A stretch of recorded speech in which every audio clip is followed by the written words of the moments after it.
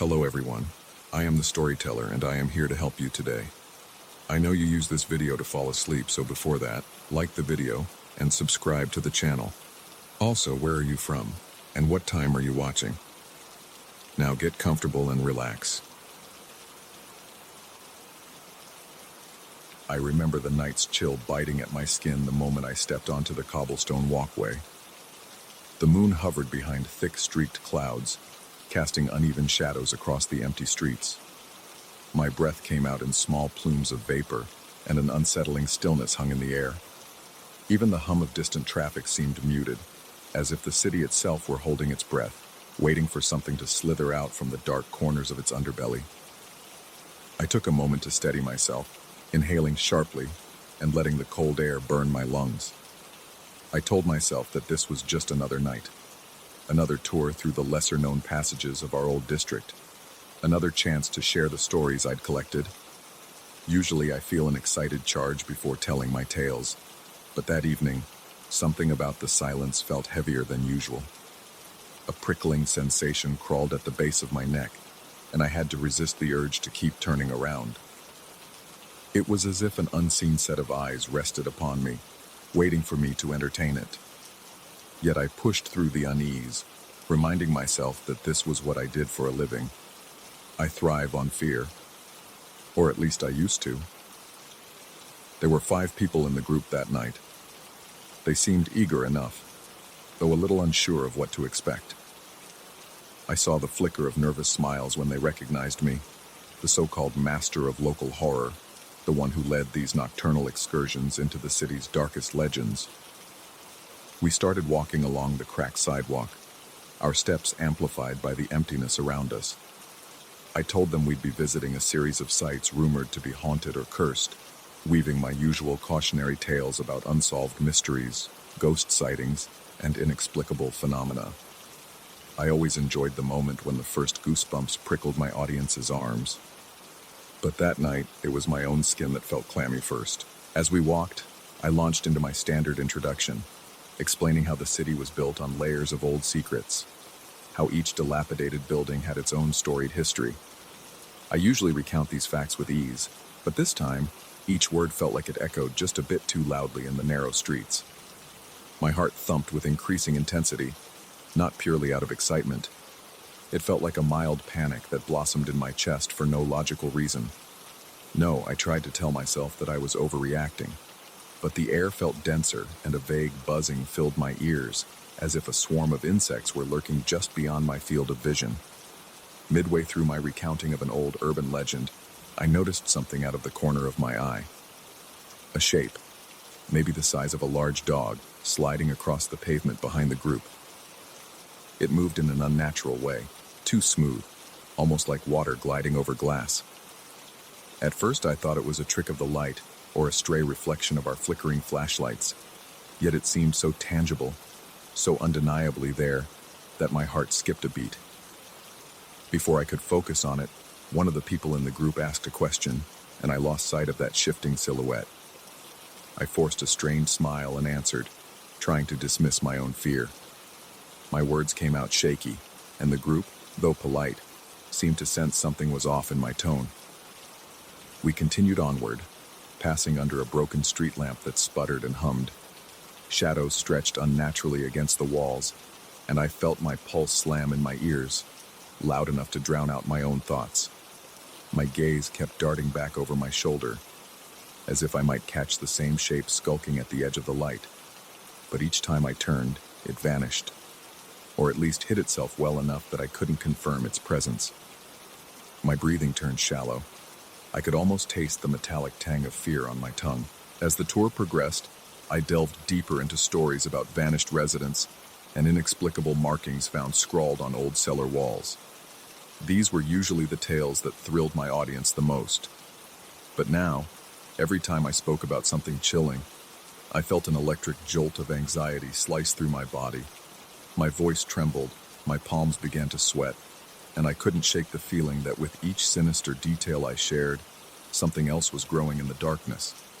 That's when I truly noticed it again, hovering on the periphery like a grotesque shadow. The shape had grown, no longer dog-like in its dimensions. It seemed larger, taller, more defined. Though it was still a contorted silhouette, I discerned a rough outline of limbs that weren't shaped like any human or animal I knew. It skittered along the ground, clinging to the gloom.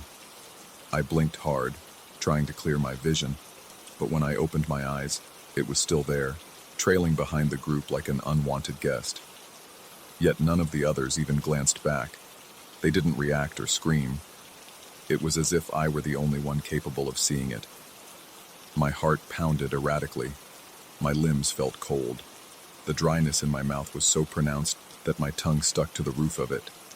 I lowered my flashlight, hoping to avoid casting a direct beam on the thing. An odd conviction formed in my mind. If I illuminated it, I'd see too much, and I wasn't sure my nerves could handle that. Instead, I tried to keep everyone moving, hinting that we should pick up the pace. The group complied, albeit with some confusion. They glanced at me, probably wondering why their normally calm guide was acting so restless.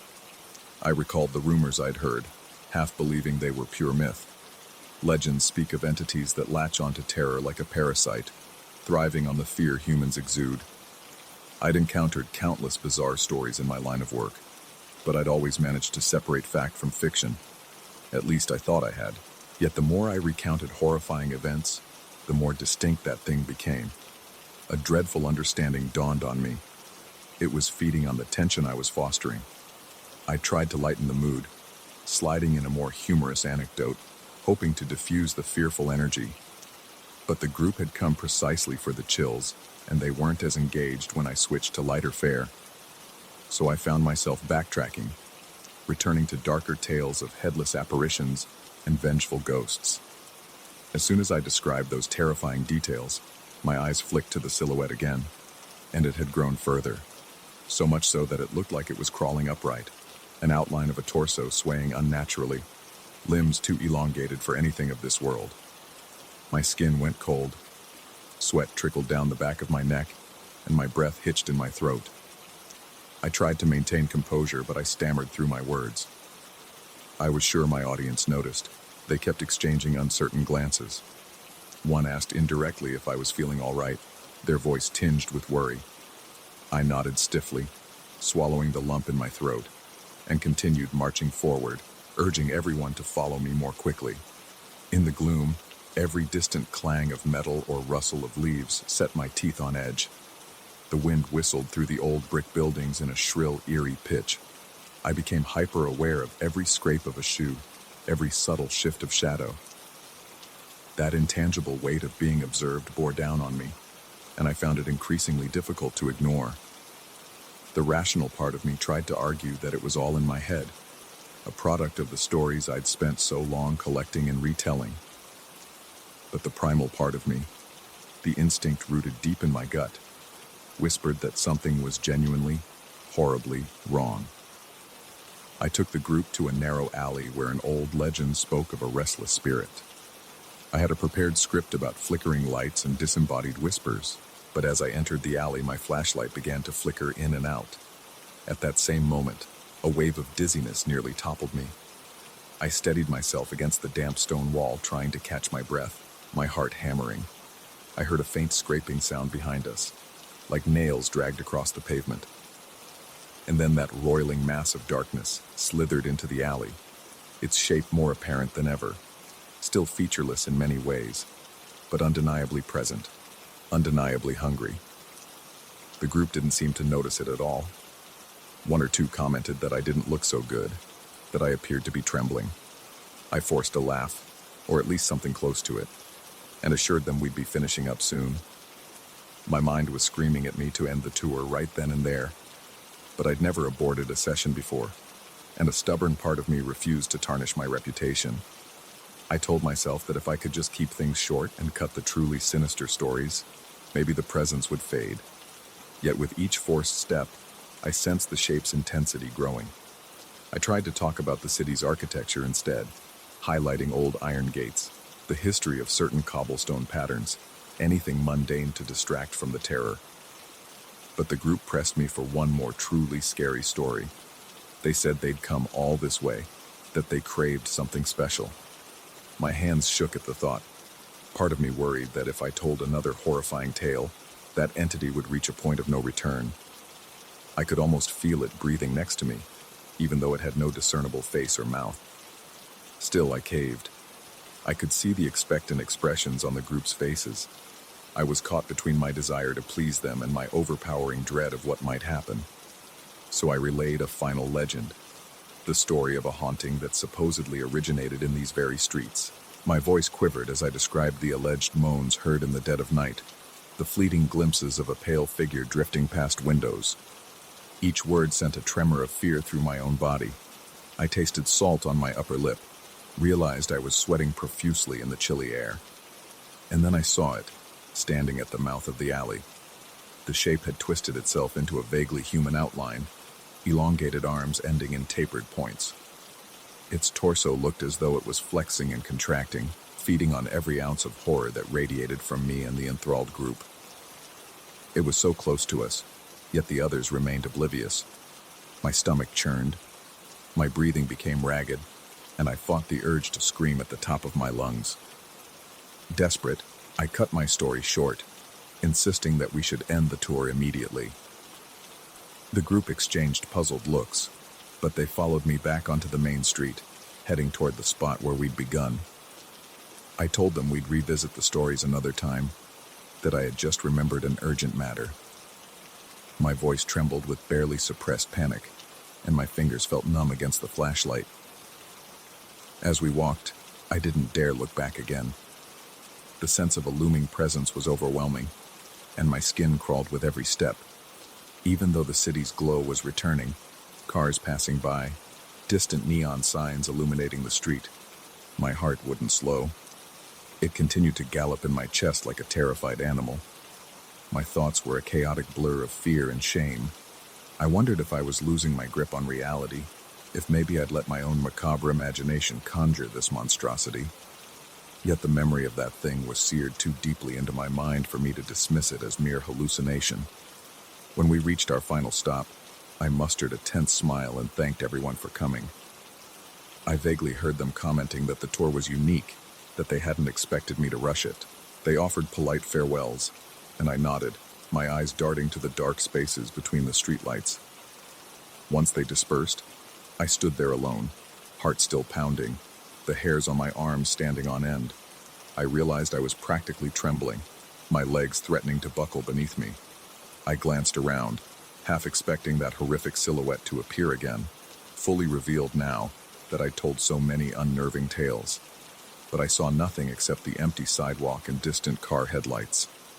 The sense of being watched lingered, though, an itch at the back of my mind that wouldn't go away. I could still feel it. It was as though the entity were right behind me, centimeters from my shoulder, waiting for a chance to manifest in the open. My breath came in quick gasps, my lungs not fully expanding. I checked my phone, more out of reflex than any real need to see the time, and noticed my hand was shaking so violently that I almost dropped it. A swirling sense of paranoia overtook me, and I felt tears of frustration sting the corners of my eyes. I was furious at my own weakness. I had built a persona as the fearless guide through the city's nightmares, and here I was, undone by a glimpse of something that defied rational explanation. Yet, in the back of my mind, a small voice whispered that this was no mere glimpse, that I had inadvertently called something forth with my stories, feeding it with the raw essence of fear. I recalled an old superstition that words carry power, that telling a tale can breathe life into the intangible. I felt almost certain that the entity I'd seen was the living embodiment of every frightening narrative I'd ever spun. Now that it had tasted real terror, it wouldn't rest. I forced myself to walk back to my car, each step taking an enormous effort. The clang of a distant shutter made me jump. My breathing hitched, and I momentarily froze, scanning the sidewalk, convinced the shape might leap from the shadows. But nothing emerged. The only sign of life was the buzz of a street lamp overhead, the faint glow illuminating the chipped paint of a nearby wall. When I finally reached the car, I leaned against it, struggling to breathe. The world around me felt warped and hollow, as though I were stuck in some liminal space between reality and the stories I used to treat as fiction. My mouth was unbearably dry, and I felt the hammering of my pulse in my temples, echoing in my skull. The sheer intensity of my paranoia made me question my sanity. Had I truly seen an otherworldly creature, or had I allowed my own imagination to devour me from the inside? I don't remember how long I stood there, scanning every dark corner, before climbing into the driver's seat and locking the doors. My heart was still racing, my muscles still tense. I turned on the ignition, headlights piercing the darkness, but that didn't dispel my dread. A part of me felt that no matter how far I drove, the presence could follow. It had latched onto me, or more precisely, onto my capacity to incite fear. And maybe, just maybe, it was waiting for me to spread more of my tales, to gather new groups of hungry listeners. I still guide tours, but something in me has shifted irrevocably. I keep my stories less graphic, less visceral, hoping not to fuel that entity further, if it's even still lingering. Yet even now, as I lie awake at night, I hear faint movements outside, a slick dragging noise along the pavement that raises every hair on my body. In those moments, I remind myself of how it seemed to gain form the more I spoke of dreadful things. And each time I bite my tongue, forcing myself not to speak the words that might bring it closer, because I can't shake the feeling that it's always there, just out of sight, an insatiable shape crouched at the edges of human fear. Perhaps it's waiting for the perfect story, the ultimate horror, to finally reveal itself to everyone, feeding on terror until it no longer needs the darkness to hide. That knowledge slithers inside my thoughts, refusing to grant me even a moment of true peace. For now, I've learned the one lesson that helps me survive. Sometimes the best way to deal with a nightmare is to keep it untold. And yet, deep in the recesses of my mind, I recognize the terrible truth. Once the seed of fear is planted, it can never really be eradicated. The shape I saw still lurks, still hungers, and every terrified heartbeat is a silent invitation for it to grow stronger.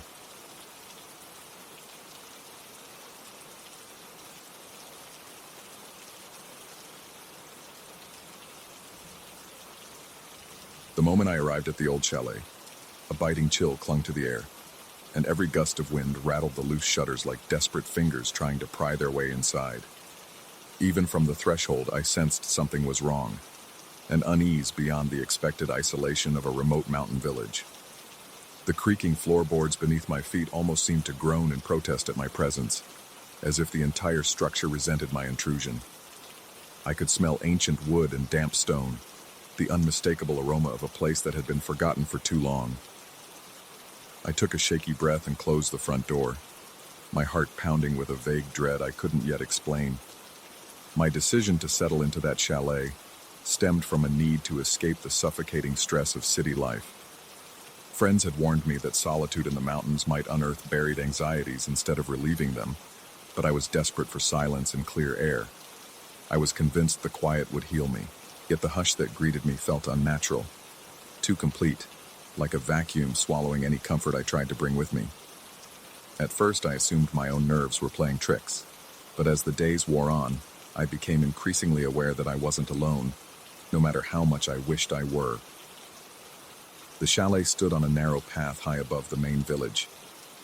Thick pines crowded around it, their needles hissing in the wind, and the mountains towered beyond like silent guardians.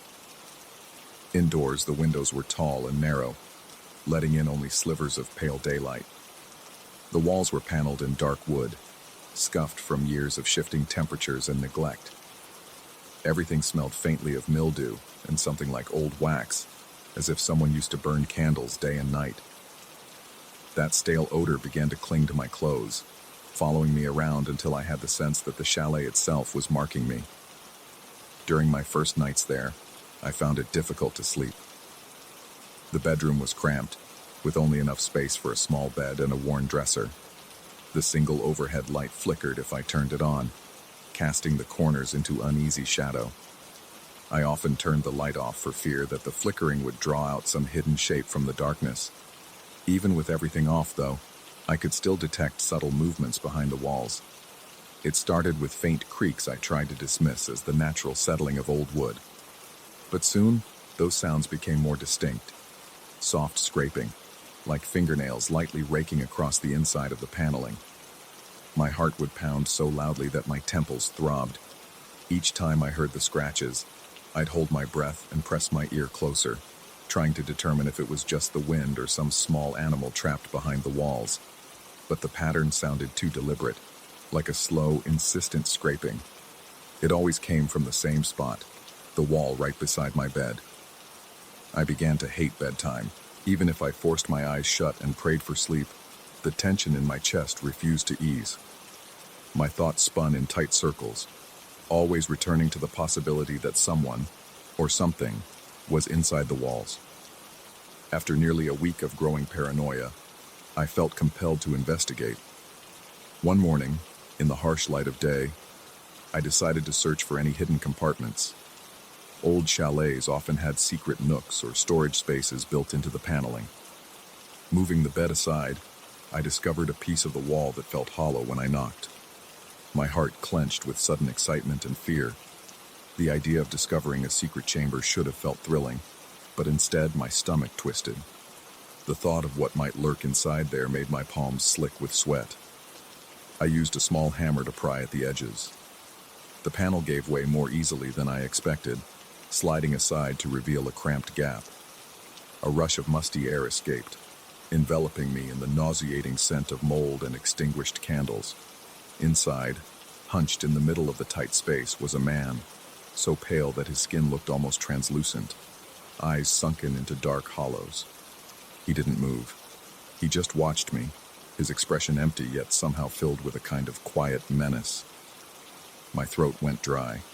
My skin erupted in goosebumps, and for a moment I was sure my heart had stopped. I blinked hard, and in that split second, the figure vanished. What remained was only a dark cavity in the wall, strewn with bits of melted candle wax and scraps of cloth that looked older than I could readily identify. My legs threatened to buckle. I steadied myself against the bed frame, panting as though I had run a marathon. The fear coursing through my body made every hair stand on end. Confusion warred with dread. I couldn't reconcile the fact that a living, breathing person had been there, or appeared to be, and then disappeared in an instant. I peered into the space, trying to make sense of what I'd just witnessed. The musty smell was overwhelming, and the cramped confines made me claustrophobic. No footprints, no sign of recent disturbance, only dust and mold. My mind rebelled. I couldn't decide if I was hallucinating or if something impossible had just happened.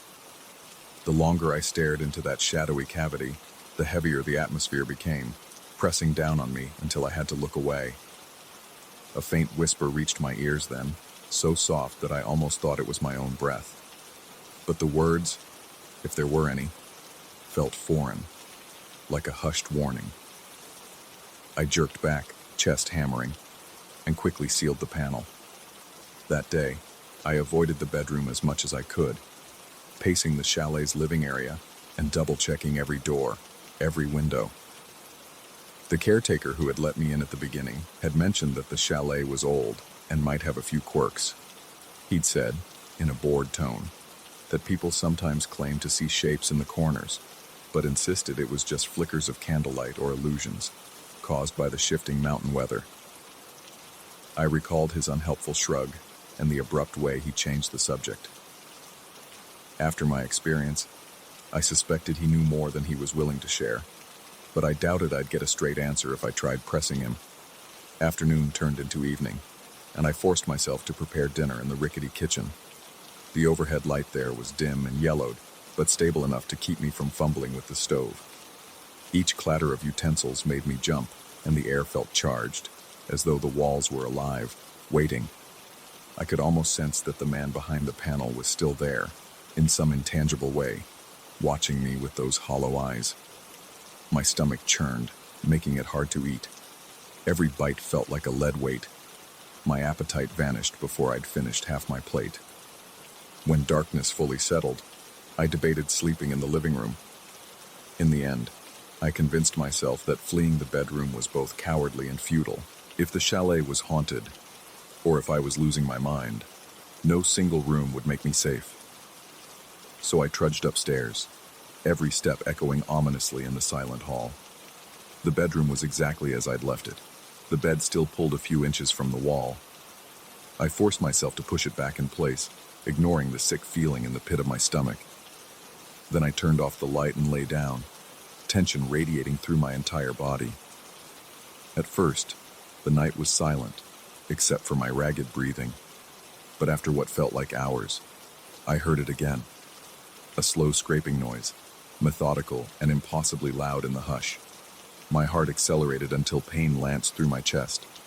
I imagined fingernails sliding across wood from inside that hidden space. My mouth went bone dry, and sweat prickled at my hairline. I tried to steady my breathing, to convince myself it was just an old house contracting in the cold mountain air.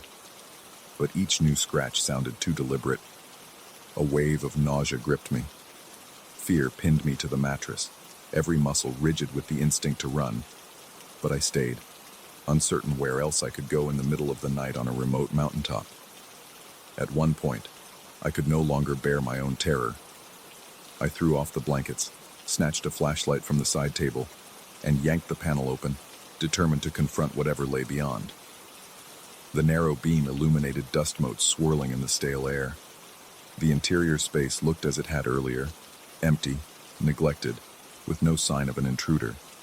Yet the stench of mold and old wax seemed to intensify, surrounding me with a suffocating aura. My chest tightened, as if something was pressing on my lungs, making each inhale laborious. I fought the urge to retch from the fetid smell, shining the light deeper inside. There was nothing there, and yet I felt a presence so keenly that it tightened the back of my neck. With trembling hands, I closed the panel again and stumbled into the hallway. My sweat-drenched shirt clung to my back and my breath rasped in my throat. A swirl of dizziness swept over me, forcing me to brace against the wall. In that moment, I questioned my sanity. How could I be sure of anything I'd seen? Perhaps isolation and stress had conspired to create a vivid hallucination. But the physical details were too sharp, too haunting. The memory of that pale face was burned into my mind, every hollow contour impossibly clear. No nightmare could replicate the jarring realism of that encounter. Days passed in a haze of paranoia. I jumped at every creak, every rustle of wind against the windows. My own footsteps on the floor felt alien, as though I were a trespasser who had no right to be there. The caretaker eventually stopped by to check on me, asking, in a perfunctory way, if everything was all right. I told him about strange noises, but I omitted the detail of the man in the secret space. He merely shrugged again and muttered that old chalets have their secrets. I asked if he'd ever found hidden compartments or discovered old inhabitants. He paused, looking vaguely uncomfortable, and then responded vaguely about rumors and whispered stories. I sensed his reluctance ran deep, but I couldn't pry anything more from him. He left with an uneasy look over his shoulder, as though anxious to be away from this place himself. That same afternoon, I searched the rest of the chalet, hoping to uncover some hidden journal or a stash of old documents that might explain the presence I'd seen. The attic turned up a few decaying newspapers, some outdated letters, but nothing that answered my questions. The only consistent pattern was that everything smelled faintly of those extinguished candles, a stale odor I had come to associate with the presence lurking behind the walls. Even the letters, which were older than I could precisely date, reeked of it when I picked them up. The nights became a gauntlet of dread. Sleep was scarce. Each time I nodded off, I jolted awake to the rasp of nails scratching on wood. I'd lie stiff as a board, my pulse pounding, my breath caught in my throat. One night, I sensed movement in the dark, a whisper of fabric brushing against the bed frame. My heart hammered so violently I was certain it would burst from my chest. I squeezed my eyes shut, too petrified to face whatever might stand next to my bed. At the edge of hearing, a voice, soft, almost sympathetic, spoke words I couldn't decipher. Tears threatened to spill from my eyes, the raw fear slicing through me. Only when the sensation passed, and I felt alone again, did I dare open my eyes. Every day, I inched closer to leaving. My nerves were in tatters. My reflection in the bathroom mirror looked haggard, with dark shadows under my eyes rivaling those of the figure I'd seen. Yet something compelled me to stay, a stubborn desire to prove that I wasn't going crazy, that I could unravel whatever haunted these walls. At times, I wondered if the man was a restless spirit, or a manifestation of my own fraying mind. The caretaker's dismissive shrugs suggested either he knew far more than he let on, or he simply refused to believe. The final straw came on a particularly frigid night when the wind outside shrieked, and the old shutters banged as though they might tear free. I sat in the living room with only a single lamp lit, trying to read a book to distract myself. The lines of text blurred, and my thoughts drifted to the presence behind the walls. Without warning, the lamp flickered, and the air turned ice cold. Goosebumps prickled along my arms. Then, in the hush, I heard a faint series of taps, slow, deliberate. It was the same pattern I recognized from the scratches, but now it seemed to echo throughout the entire house. My chest constricted with dread, each breath coming in small, ragged gasps. I stood, my hands trembling uncontrollably, and followed the sound into the hallway and up the stairs. With each step, the temperature dropped. My vision blurred at the edges, as though I were on the verge of passing out. When I reached the bedroom door, it swung open on its own. Inside, the darkness felt alive. An almost tangible energy pressed against me, urging me to turn away. But I forced myself to step in, guided by a mix of terror and grim determination. A single candle flame danced in the middle of the floor, though I had lit no candle. My stomach lurched, and I tasted copper on my tongue from biting down too hard. I watched, breathless, as the flame flickered and almost seemed to form the outline of a figure. Then it died, plunging the room into near-total blackness. For a moment, I believed I could see those hollow eyes again, staring at me with a silent accusation. My heart pounded like a drum. My palms were clammy, and the hair on the back of my neck stood rigid. My mind screamed at me to flee. I did not remember rushing down the stairs. The next thing I knew, I was throwing open the front door. The howling wind and swirling snow stung my face, but I hardly felt it. I stumbled outside without thinking, my breath ragged clouds in the icy air. My heart was beating so forcefully that I thought it might fail me then and there. Finally, I realized I was shaking uncontrollably, tears leaking from my eyes, though I couldn't pinpoint if it was from the cold or the lingering terror. I spent the rest of that night in my car, engine running for warmth, locked inside as if the thick metal walls could offer some protection. My body trembled too much to rest, and my mind reeled from the impossibility of what I had experienced. The next morning, I gathered what little courage remained, grabbed my essentials from the chalet, and secured the door behind me for what I intended to be the last time. Even then, I felt the weight of the chalet's silent condemnation, as if it resented my choice to leave. Every nerve in my body told me it was the right decision. Ultimately, I fled the mountain village and found a modest place in a different region, determined to bury the memories of that chalet. Yet despite the miles I put between me and those haunted walls, the smell of mold and spent candles sometimes creeps into my nostrils out of nowhere. Late at night, if I lie awake in a dark room, I occasionally hear soft scratches just at the edge of hearing, and my heart gallops in fresh terror. I cannot prove that man ever existed, or that the ghostly candle flame was real. Sometimes I doubt myself, thinking I succumb to isolation-fueled madness. Other times the memory is so lucid that I can almost see his hollow eyes again. I've tried to explain the experience to a few people, always in indirect terms, testing their reactions. But no one has offered a rational explanation that satisfies me. Neither do they believe in something supernatural. So I endure the echo of that fear alone. Even now, the memory of that hidden panel and the vacant, sunken gaze follows me wherever I go. If I catch a glimpse of my reflection in a dark window, I sometimes startle, fearing I'll see him behind me, or that my own eyes will bear the same empty sockets.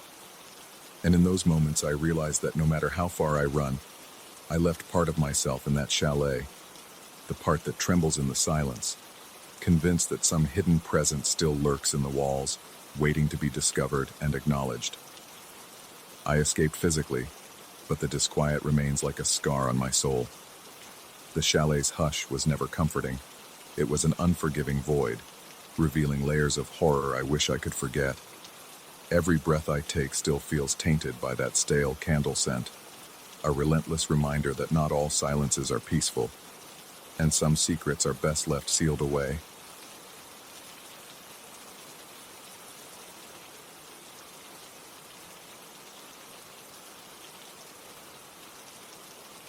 I jolted awake in the deepest part of the night, heart already pounding as if roused by a nameless dread. The darkness seemed to press itself into every corner of my vision, heavier than normal, an oppressive shroud that settled into my lungs with each breath. A single pale beam of moonlight cut through a gap in the curtains, illuminating tiny dust motes drifting in the stale air. Something felt wrong. My pulse throbbed in my temples, and a wave of nausea twisted in my stomach. I tried to listen, but the silence itself was suffocating, eerily intact, until it was violently shattered by a scream so sharp it sent pins and needles rushing down my arms. I leaped out of bed, nearly tripping over the shoes I'd left carelessly by my door. The screech reverberated in the hallway, then cut off abruptly. I clutched the doorknob, afraid to open it, but also compelled to see what was happening. With trembling fingers, I twisted the knob and stumbled into the corridor. The overhead light was off, plunging the space into a gloom broken only by the faint glow of an emergency lamp near the stairs. At first, I saw nothing but the long stretch of hallway leading to the other bedrooms. The silence had returned, yet it felt alive somehow, like a held breath waiting to explode. My housemates' doors were all closed.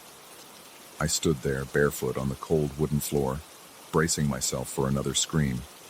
My muscles tensed in anticipation, and my ears rang with the echo of that terrible sound. Seconds passed, lengthening into a thick tension that made my throat feel painfully tight.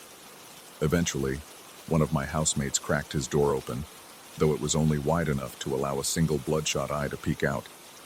He said, in a low, tense whisper, that he had heard an impossibly deep voice.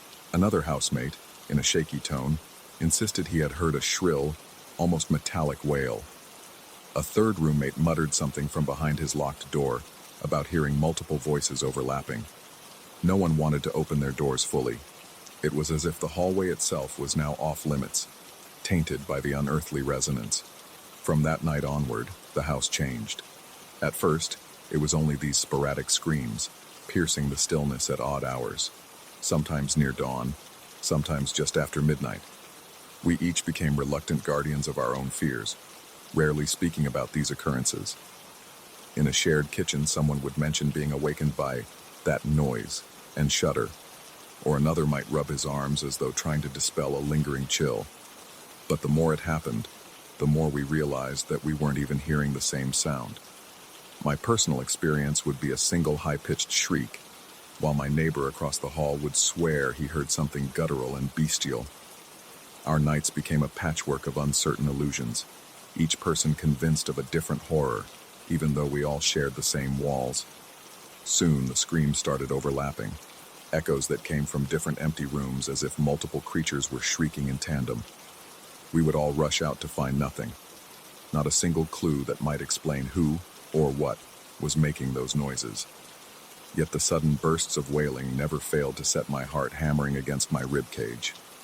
My mouth would go dry, and sweat would bead on my forehead, trickling down my temples.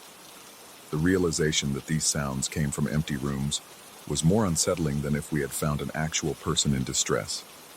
At least that would have given us something tangible to confront. Then came the night I saw that strange shadow. It was late, past 2 a.m., when I found myself lying in bed, exhausted but unable to drift off. My eyes felt gritty, and a persistent headache throbbed behind them. I was about to get up to get some water when I heard something bump against the wall outside. My heart lurched. Gathering the meager courage I had, I crept to my door and cracked it open just a sliver. That was when I noticed a flicker of movement in the hallway. It looked like a dark shape, a blur that darted from one side to the other, as though crossing from my roommate's door toward the stairwell. It was fast and oddly angular, lacking the smooth outlines of a human body. I inhaled sharply, my breathing already ragged. The shape paused briefly, its form quivering in the weak light of the corridor. My eyes struggled to focus, and a chill took hold of my spine. The figure seemed to tilt its head as if acknowledging my presence, or maybe mocking my attempt to remain hidden. Then, as quickly as it had appeared, it bolted toward the kitchen. I stepped out, my knees shaking, and followed it with hesitant steps. Each footstep landed with a hollow thump on the floorboards. The entire house felt charged, the very air prickling against my skin. Even the usual buzzing of the refrigerator or the humming of nearby traffic seemed muted, drowned by the electric current of some intangible force. Arriving at the kitchen, I froze. No lights were on, and in the faint reflection of the outdoor lamp through the window, I saw the counters and table, empty, untouched. Yet the place didn't feel vacant. It was as though something stood right in front of me, panting just out of sight. My arms broke out in goosebumps, and every hair on the back of my neck stood at attention. I could swear I felt warm breath grazing my face, though the air was still. A sudden wave of nausea hit me. I wanted to call out to see if anyone or anything would respond, but I couldn't make a sound. My vocal cords seemed locked in terror. Slowly I backed away, trying not to make any abrupt movements. The entire time, I swore there was a presence in the room, something invisible yet tangible, something that radiated a mix of hostility and curiosity. The moment I crossed the threshold back into the hallway, a jolt of adrenaline shot through me, as if my body realized I was still in danger. I hurried to my room and locked the door, pressing my back against it and willing my breath to slow down. My heart thudded violently, and sweat trickled down my neck. I spent the rest of that night sitting on the edge of my bed, too frightened to close my eyes. Days turned into weeks. I found myself unable to relax in any part of the house. The living room, once a comfortable place to unwind, now felt sinister at night. The walls themselves seemed to lean in, as though the house was physically compressing us with its secrets. The floorboards creaked more than ever, and there was a constant sense of being watched from every window and doorway. I'd walk down the hall at midday, convinced I felt footsteps behind me. My heart would pound, and I'd spin around with sweaty palms, only to find nothing there. Then, seconds later, another set of creaks would echo from the floor, mocking my paranoia. My roommates also showed signs of strain, though we discussed it sparingly. One of them mentioned in a subdued tone that he felt like someone was rummaging through his belongings when he wasn't in his room, but he never caught anyone in the act. Another confided that he'd begun waking up with scratch marks on the walls near his bed. He insisted he had no memory of making them himself. Our collective nerves were frayed, our interactions minimal and tense. We hardly ate together anymore, preferring the dubious safety of our locked bedrooms. The nightmares became relentless. Visions of disjointed shadows swirling around me, faceless shapes pressing in, their screams merging into a crescendo that left me gasping. I'd wake up drenched in sweat, my heart hammering and my stomach twisted.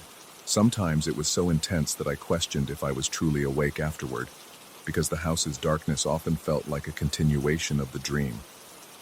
All the while, the screams continued.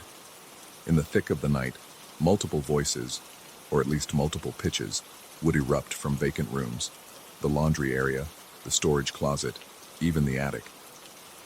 We tried leaving lights on, but they flickered and died, as if the house was rejecting any attempt to illuminate its hidden corners. We considered calling the police, but what could we say? That we were being tormented by invisible shapes and disembodied screams that sounded different to each of us. The thought of trying to explain that made my stomach churn with embarrassment and fear. Besides, we couldn't shake the feeling that no one else could help us. The entity, or whatever was manifesting these phenomena, seemed bound to the house, and therefore to us. One late afternoon, I wandered into the living room, hoping a little sunlight might alleviate my nerves. The shadows were long, cast by the sinking sun through the tall windows.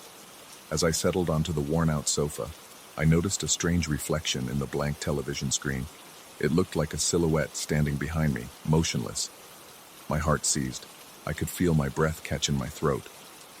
I turned around in a panic, but there was nothing there, just an empty space near the bookshelf. Yet the reflection remained, faint but present, like a stain of darkness that refused to vanish. My skin crawled with the sensation of unseen eyes trailing over me. I clenched my fists, trying to steady my trembling. My instincts screamed at me to leave the room, but I forced myself to stay, wanting to see if it would move or fade. Minutes felt like hours, and the silhouette never shifted or disappeared. When I finally tore my gaze from the screen and looked around, I found the room empty. Glancing back at the TV, the silhouette was gone. My heart hammered as though I had just escaped something catastrophic. That same night, I experienced an episode of what might have been sleep paralysis, though it felt disturbingly real. I woke up to my own ragged breathing and realized I couldn't move my arms or legs. A crushing weight pinned me to the mattress. I tried to scream, but only a faint gasp escaped my lips. My chest burned, and I felt hot tears welling in my eyes. There, at the edge of my vision, hovered a black shape. It loomed indefinite, yet I sensed a menacing intelligence behind its formless gaze. My entire body shook with terror, sweat slicking the sheets beneath me. After an agonizing minute, or possibly an eternity, the pressure vanished. I bolted upright, panting, tears streaking my cheeks. The room was silent and still, but the memory of that crushing presence lingered, throbbing in my mind like a fresh bruise. I started to wonder if the house itself was warping my perception, or if something had singled me out. My roommates appeared equally haggard, yet they reported experiences that almost contradicted mine. Different illusions, different shapes, as though each of us was subjected to a personalized torment. The realization that this force adapted to each of our fears, giving us individually tailored nightmares, made my skin crawl. It felt intimate and invasive, like it knew exactly how to unravel our sanity.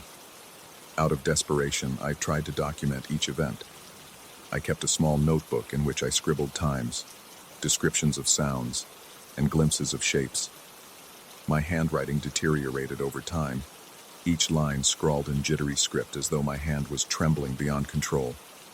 The more I wrote, the less certain I became that I was recording anything real. Pages blurred together in a litany of screams, footsteps, and ephemeral shadows. My sense of time distorted. I often caught myself staring at the clock, which seemed to skip minutes or linger too long on the same digit. I confronted my own reflection in the bathroom mirror one morning, noticing the circles under my eyes, the sallow tint to my skin. I appeared haunted, a stranger to myself. My heart pounded as I splashed cold water on my face, bracing for the possibility that something might appear behind me in the mirror. Nothing happened, but the feeling of being watched never left me. Eventually, I reached a breaking point. One night, when the hallways were stirring with that electric charge and faint moans seemed to emanate from the walls themselves, I decided I couldn't remain passive anymore. Something deep within me snapped, a survival instinct blazing hotter than my fear. I stepped out of my room, ignoring the frantic hammering in my chest and the beads of sweat rolling down my temples. With a flashlight in hand, I moved through the corridor, checking each room methodically. My breathing came in shallow, rapid bursts, and my stomach roiled with anxiety. Each door I opened revealed only darkness and stale air. Reaching the living room, I found the lights flickering as though voltage was fluctuating. The heavy silence carried a vibrating tension. I forced myself to speak into the emptiness. My voice cracked, but I demanded to know who or what was there. No direct answer came, only a low rustling noise from the corner. I swung my flashlight toward the sound, and for the briefest moment, I saw that elusive silhouette, thicker and denser than any normal shadow. My heart slammed against my ribs. I felt a dizzying surge of panic and adrenaline. It darted to the side, slipping past the edge of my vision. I followed it into the kitchen, half certain I was chasing a nightmare. The stench of fear radiated off me. I could taste it in the back of my throat like a bitter tang. Every muscle in my body tensed, and the flashlight trembled in my sweaty grip. The shape moved behind the counter, or so I thought. I couldn't see it clearly, but the air felt charged, that same intangible presence looming as before. My skin prickled with a near-electric hum, yet instead of fleeing, I inched forward, setting my jaw in defiance of the terror threatening to paralyze me.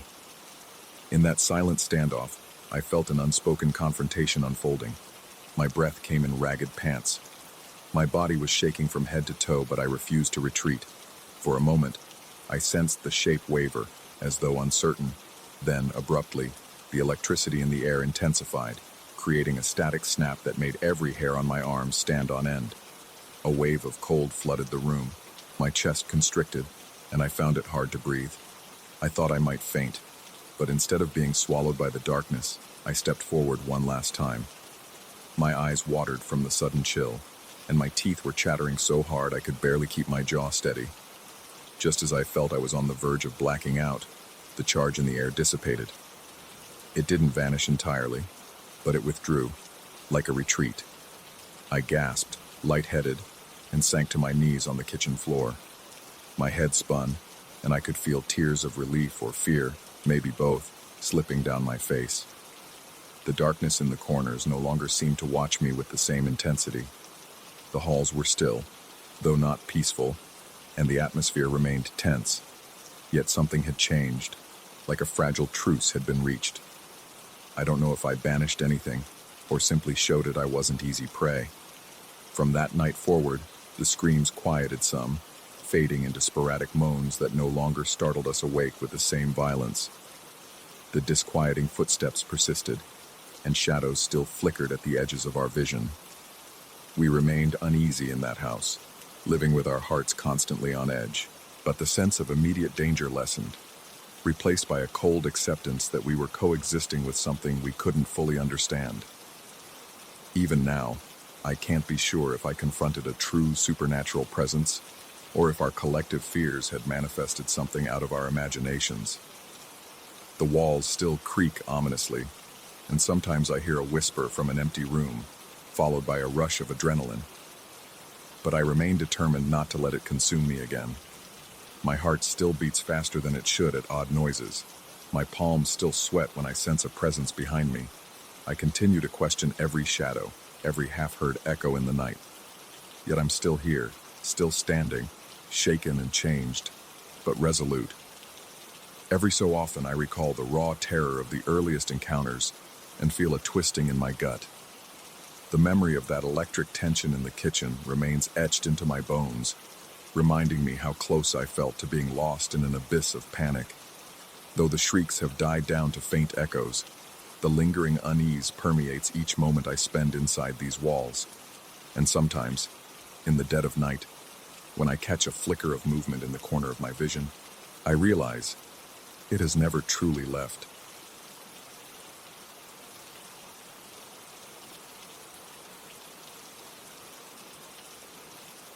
I remember the night I arrived at the cabin as if it were still etched on the back of my eyelids.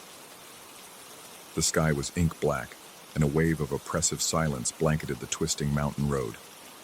Only my headlights tore through the darkness, illuminating a narrow path of gravel and trees. The air had a thickness that pressed against my skin, making it hard to breathe. My heart pounded a little faster than usual as I stepped out of the car and stared at the squat silhouette of the isolated cabin in front of me, my supposed sanctuary from the chaos I had left behind. Yet from the very first moment, I sensed something in the night. Something that watched, something that waited. When I turned the key in the lock, the cabin door opened with a groan so pronounced it made my stomach clench. I was instantly overwhelmed by an indescribable heaviness inside the place, like stepping into a tomb that had been sealed for decades. The single overhead bulb provided feeble light, casting quivering shadows across the floor. I felt that if I stayed quiet enough, I might hear the walls inhale and exhale around me. It was a bizarre thought, but I shrugged it off as exhaustion. After all, I had come here to escape my spiraling life, a life weighed down by personal failings and regrets that had finally driven me to seek solitude in a remote mountain cabin. Little did I know that the real torment was only beginning. It was a modest space, more rustic than I expected. A small wood stove in the center served as the main heating source. The bedroom occupied one corner, separated from the living area by a thin partition. I could see faint outlines of dusty furniture, a table, two rickety chairs, a creaking sofa with faded upholstery, and a shelf holding a few old books. Outside, towering pine trees and jagged mountain slopes framed the clearing where the cabin stood.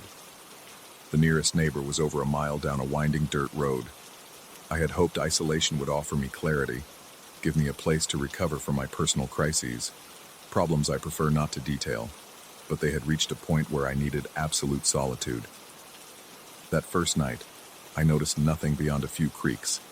I figured every cabin had its share of settling noises, wooden beams contracting in the cold, wind tapping on loose boards.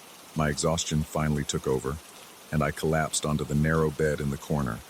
When I woke the next morning, faint sunlight managed to break through the thick trees, and for a moment, I allowed myself a bit of hope. Despite the claustrophobic atmosphere, I told myself that this cabin was my fresh start. Then came the second night. I'd been sitting at the table, finishing a makeshift dinner of canned soup. The wind howled outside, scraping branches against the walls. The sound was almost rhythmic. I told myself it was natural, that of course a remote mountain cabin would be subjected to the whims of gusty weather. But as I was about to extinguish the lantern and go to bed, I heard something else. Footsteps, slow and deliberate, crunching over gravel that lined the edge of the clearing. My heart nearly beat out of my chest. Gripping the edge of the table, I strained my ears, holding my breath so I wouldn't miss a single clue. Footsteps, yes, someone was outside. Or something was. I rushed to the window, pressing my face close to the cold glass. The moon was out, casting an anemic light on the clearing. The dark outlines of the pines swayed like silent sentinels in the breeze. I saw no figure, no motion beyond the trees, yet the crunching continued, circling the cabin. In a single impulsive moment, I flung the door open and shouted for whoever was there to show themselves. My voice echoed and then died, swallowed by the stillness. I walked around the perimeter, shining the weak beam of my flashlight onto the ground, searching for footprints. Nothing, only undisturbed patches of dirt and sparse grass. When I finally went back inside, my hands were trembling. I locked the door and slid a wooden chair under the knob, as if that would somehow keep out what I couldn't even see. The next morning, I woke to a quiet that was almost menacing. I crept to the door and cautiously opened it, half expecting to find some sign of an intruder. Instead, I stumbled across an old wooden comb placed neatly on the step. It looked ancient, carved with strange symbols and chipped at the teeth. My stomach sank. That item had definitely not been there the night before. I tried to come up with some logical explanation. Maybe a local jokester was playing a prank, or I was simply too rattled to remember what I had seen on arrival. But no matter how many times I tried to rationalize it, a low-level panic buzzed in my head. I took the comb inside and left it on the table. I almost felt as though it were taunting me, daring me to figure out its origin. I decided I needed to get out of the cabin for a bit. The walls felt like they were closing in around me, making the air thick and stifling. I got in my car and drove down the mountain to pick up extra supplies, half hoping I could talk to someone in the small town about odd local legends. Instead, I found the grocery store almost empty, except for an elderly clerk who gave me an unsettling look when I mentioned which cabin I had rented. Her expression turned guarded, and she said something vague about locals avoiding those woods after dark. She offered no further details, just a wish of good luck and a nudge to buy a decent flashlight. Her silence only fueled my anxiety, and I left the store with a bag of groceries and a head full of unanswered questions. Returning to the cabin felt like walking into a pressure cooker. The air was damp, thick with the scent of wet leaves and rotting wood. I couldn't shake off the feeling that the place was waiting for me. I spent the day tidying the small living area, trying to restore some sense of order. My plan for the night was to stay awake, to keep watch for whoever, or whatever, was leaving those strange gifts. By now, my pulse was a constant drumbeat in my ears, and my neck muscles stayed tense, ready to flinch at any sudden noise. Sure enough, as soon as darkness fell, the scratching started again, At first, it was a faint scraping along the outer walls. Then came muffled footsteps on the gravel. My breath caught in my throat. I kept my lantern turned off, hoping that darkness inside might help me see more clearly out the windows. Every shift in the wind made me twitch. After hours of vigilance, my eyelids grew unbearably heavy. I fought against the pull of exhaustion, but at some point I dozed off, face down on the table. I woke suddenly in the dead of night. My body was cold and stiff, my neck sore from my awkward sleeping position.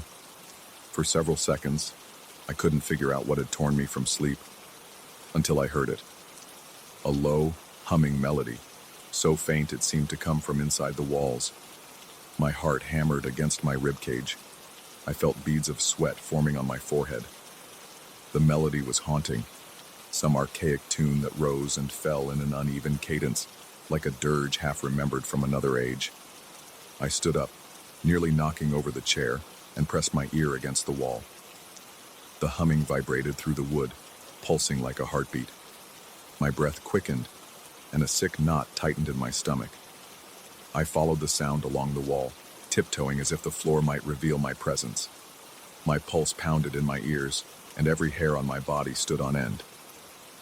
Eventually, I ended up at a corner where the humming seemed strongest. It felt like something was on the other side, perhaps hidden in the crawl space or behind a false panel. The voice, or energy, that produced this tune was more than just a trick of acoustics. It was real and all around me, seeping through the floorboards, the walls, even the air itself. Then, as if sensing my growing terror, it stopped abruptly. In the suffocating silence that followed, I found myself gasping for air. It felt like the cabin's atmosphere had transformed into a thick, invisible fluid that pressed against my lungs. I gripped the edges of the table until my knuckles turned white. The corners of the room grew darker, as though the shadows were swallowing the weak moonlight entirely. My nerves were so wound up that my hands started shaking uncontrollably. My mind raced. Was I dealing with a haunting, or had I lost touch with reality? The next morning, I discovered another object by the door, a tarnished hand mirror with a cracked surface. Ancient symbols flanked the edges, much like on the wooden comb. I touched it and felt a chill surge from my fingertips up to my shoulder. It was the kind of chill that made me pull my hand back instantly, as if I'd come into contact with something diseased. I hurled the mirror into a small chest in the corner and slammed the lid down, as if that simple act could lock away all the mounting dread. Yet the cabin wouldn't grant me any relief. Each night, the footsteps returned, sometimes joined by vague murmurs. Occasionally, I thought I heard what could be low voices, but they never formed coherent words. It sounded more like chanting, or layered whispers in a language I couldn't identify. I'd feel my heart pound harder each time, a cold sweat forming on my brow as I rushed from window to window trying to spot whoever was outside. By then I had decided that I should try to confront the intruders. Several times I worked up the nerve to yank the door open and step outside, my flashlight in hand. But the clearing remained empty, taunting me with silent darkness. And every time I returned inside, my chest felt heavier, as though my lungs were struggling to process the thick, eerie tension that lurked in every corner. I began to suspect that the presence haunting me wasn't something human. I questioned my own sanity. Maybe the stress and isolation had fractured my mind. I considered leaving altogether, but something twisted in me insisted on staying. I needed to prove to myself that I wasn't running away from every challenge. Or maybe I was just too stubborn to admit I was terrified. Either way, I remained in that cabin, enduring each night's fresh wave of dread. At some point, I tried calling the owner. He had told me to let him know if I needed anything. I used the cabin's old rotary phone, my voice trembling as I explained that strange things were happening, that I might need to leave early. He mentioned there were always legends about the area, mostly superstitions about spirits wandering the mountains. He sounded politely dismissive, telling me not to worry too much. That conversation left me feeling isolated and borderline panicked. My anxiety skyrocketed, and by the time I hung up, I realized my hands were coated in cold sweat. I decided on a final test. I would keep myself awake by any means necessary. I drank cup after cup of black coffee, paced the cabin, pinched my forearm whenever my eyelids drooped. By midnight, my body was on edge, every nerve raw and expectant. My heart thudded with caffeine and fear. Sure enough, not long after midnight, I heard the first sign of movement outside, almost like soft footsteps on the soil. My throat tightened, and I forced myself to remain calm. Then the murmuring began again, drifting through the dark. There were multiple tones, overlapping in a discordant pattern. My skin prickled with goosebumps, and it felt like spiders crawled along my spine. I braced myself, took a deep breath, and silently moved toward the door. My plan was to fling it open and catch whoever was outside. Yet as I reached for the doorknob, I heard a soft clink of metal on the porch. Something had just been placed against the door. My heart jolted in my chest. I swung the door open. The night was an unbroken stretch of blackness, save for my flickering flashlight beam. No one stood on the porch. I panned the flashlight across the clearing, searching for any sign of movement. Pine trees rustled gently in the wind, but the shadows remained still. I looked down to see a small tin music box resting on the wooden boards. My mouth went dry. My instincts screamed that I should not pick it up, but I had to. I needed to understand what was happening. With a shaking hand, I touched the box. Instantly, a pulse of cold shot through my arm, as if the metal had been stored in a deep freeze. I lifted it to eye level. It bore the same eerie inscriptions as the other objects. Without warning, the lid snapped open on its own. The mechanism inside started to turn. A slow, haunting tune began to play, almost identical to the melody I had heard humming inside the walls. My heart pounded so fiercely that I felt dizzy. The tune was mesmerizing, entrancing, and I realized I was standing there in the middle of the night, paralyzed by dread, listening to an antique music box that had opened by itself. I don't recall how long I stood there. Maybe a minute, maybe an hour. At some point, the tune wound down and the lid closed just as abruptly as it had opened. The abrupt silence was even more horrifying. I felt the presence again, an invisible weight pressing on me from all sides. My vision blurred, and a piercing headache shot through my temples. My breathing grew labored, as if the very air had turned to sludge. A flicker of primal survival instinct kicked in, and I forced myself to move. I went inside and shoved the tin music box into the same chest where I had placed the mirror. My thoughts were racing, and my entire body shook as if I'd been standing in a storm. I realized then that I had to leave. Whatever was out there, or in there, had no intention of stopping. I sensed it was pushing me to some breaking point, testing how far I could be driven before I snapped.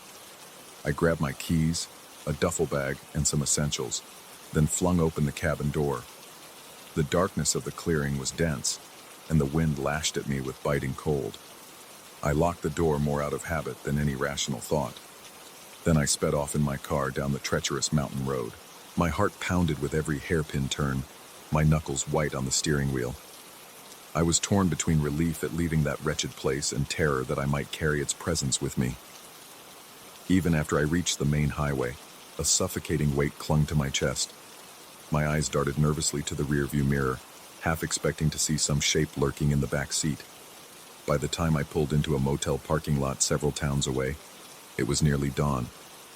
I rented a room, barricaded the door with a chair, and forced myself to lie on the bed. My muscles were so tense I couldn't unclench them fully. I felt unsafe even there, but at least the pressing weight that marked the cabin's atmosphere had thinned a little. As the first rays of morning light cut through the gap in the motel curtains, I finally drifted into a fitful sleep. I dreamt of footsteps circling me, of whispered chants and a comb with ancient symbols. In my dream, the cabin walls pulsed like a living organism, breathing in unison with an unearthly choir. I jolted awake hours later, soaked in cold sweat, my heart in my throat. I should have found relief in being away, but some part of me still felt the cabin's presence. Though I'm far from those mountains now, there are nights I wake to the same faint melody in my head. My pulse spikes, and I feel that same dread tighten around my lungs. I've tried to dismiss it as the residue of trauma, yet the memory of those nights remains hauntingly vivid. The footprints that left no trace, the unsettling gifts on my doorstep, and the echo of voices that seemed to seep through the very walls. I escaped the cabin, but I suspect its shadow has followed me. When I drift near sleep, I feel unseen eyes on my back, as though something is patiently waiting for the perfect moment to reclaim my attention. I'll never know exactly what stalked me in that solitary mountain retreat, some primal entity or a twist in my fragile sanity, but I can't shake the impression that my stay there was no accident. I was tested, teased, and driven to the brink of surrender. Even now, as I write these words, my heart races in my chest. My fingers tremble on the keyboard. That oppressive weight may have dissipated, but a ghost of it lingers at the edges of my consciousness. A constant reminder that sometimes our darkest fears aren't just products of our imaginations. They can dwell in the shadowy corners of reality, biding their time, waiting for us to let our guard down so they can creep in and leave their marks, just like those objects left on the doorstep. And once you felt that kind of presence, it never really goes away. You can't lock it out, no matter how many doors you close. It follows you into your memories, your dreams, and sometimes, when you least expect it, into your waking life.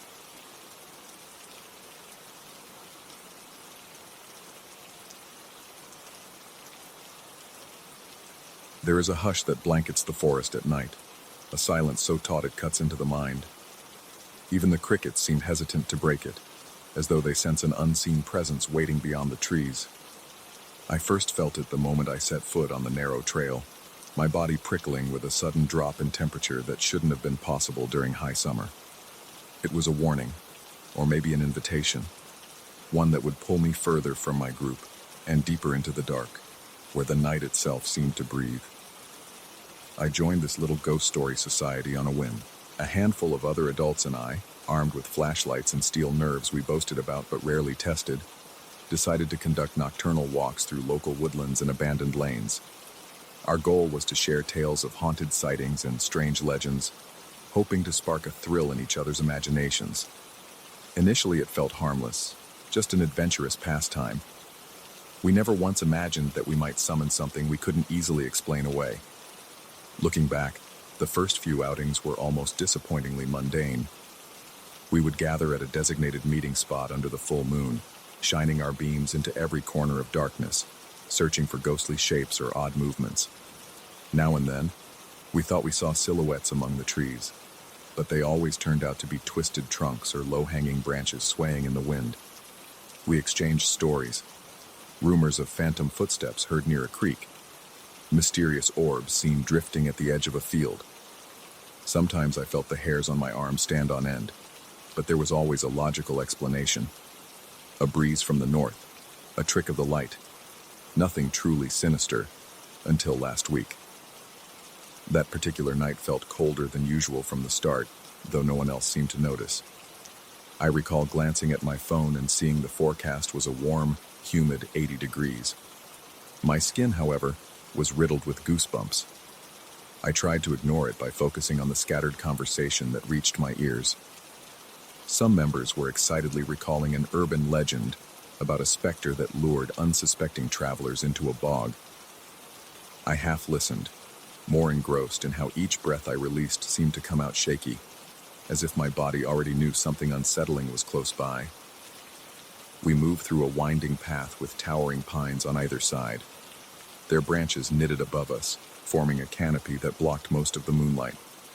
Our flashlights became our only defense against total darkness.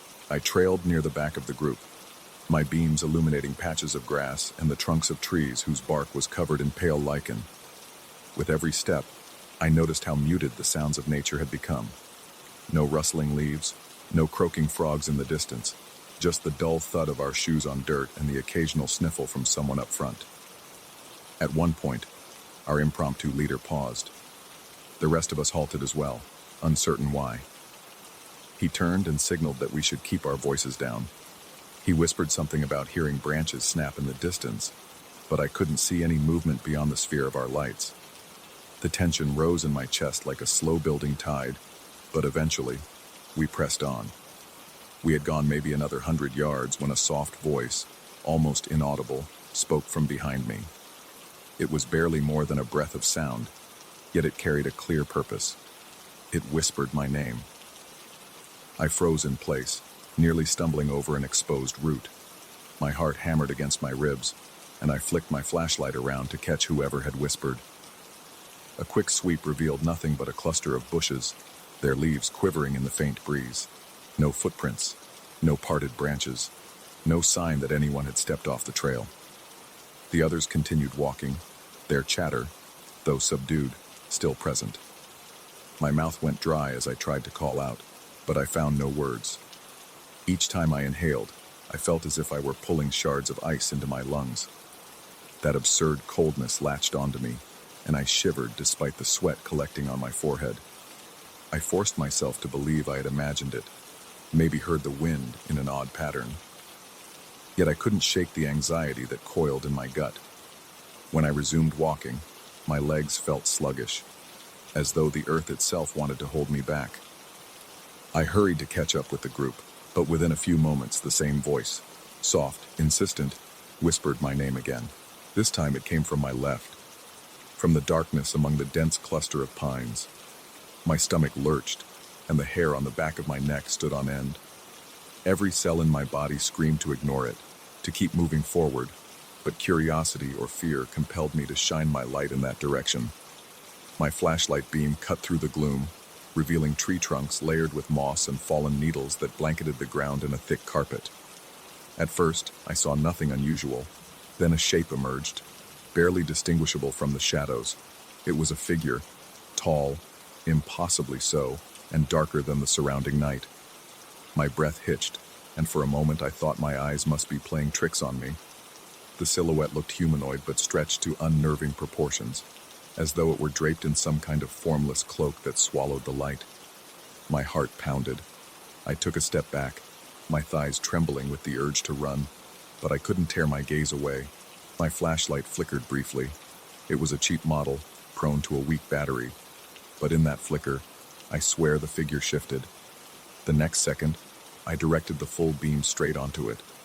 As soon as the light touched the shape, it dissolved into the darkness without a sound. One moment it was there, looming, and the next, I was pointing my flashlight at empty space. I was too stunned to move. Then I noticed something on the ground near where the figure had stood. A faint glimmer. I moved closer, my palms clammy around the flashlight. A thin layer of frost coated the pine needles, glinting like crushed glass under my beam. The temperature around that spot felt colder by at least 20 degrees, the chill sinking into my bones. It was the middle of summer, yet the earth was frosted over. My pulse raced. I stepped backward, leaving that patch of frozen ground behind. By now, the rest of the group had advanced quite a bit. Their flashlights looked like distant fireflies on the path, bobbing up and down with each stride.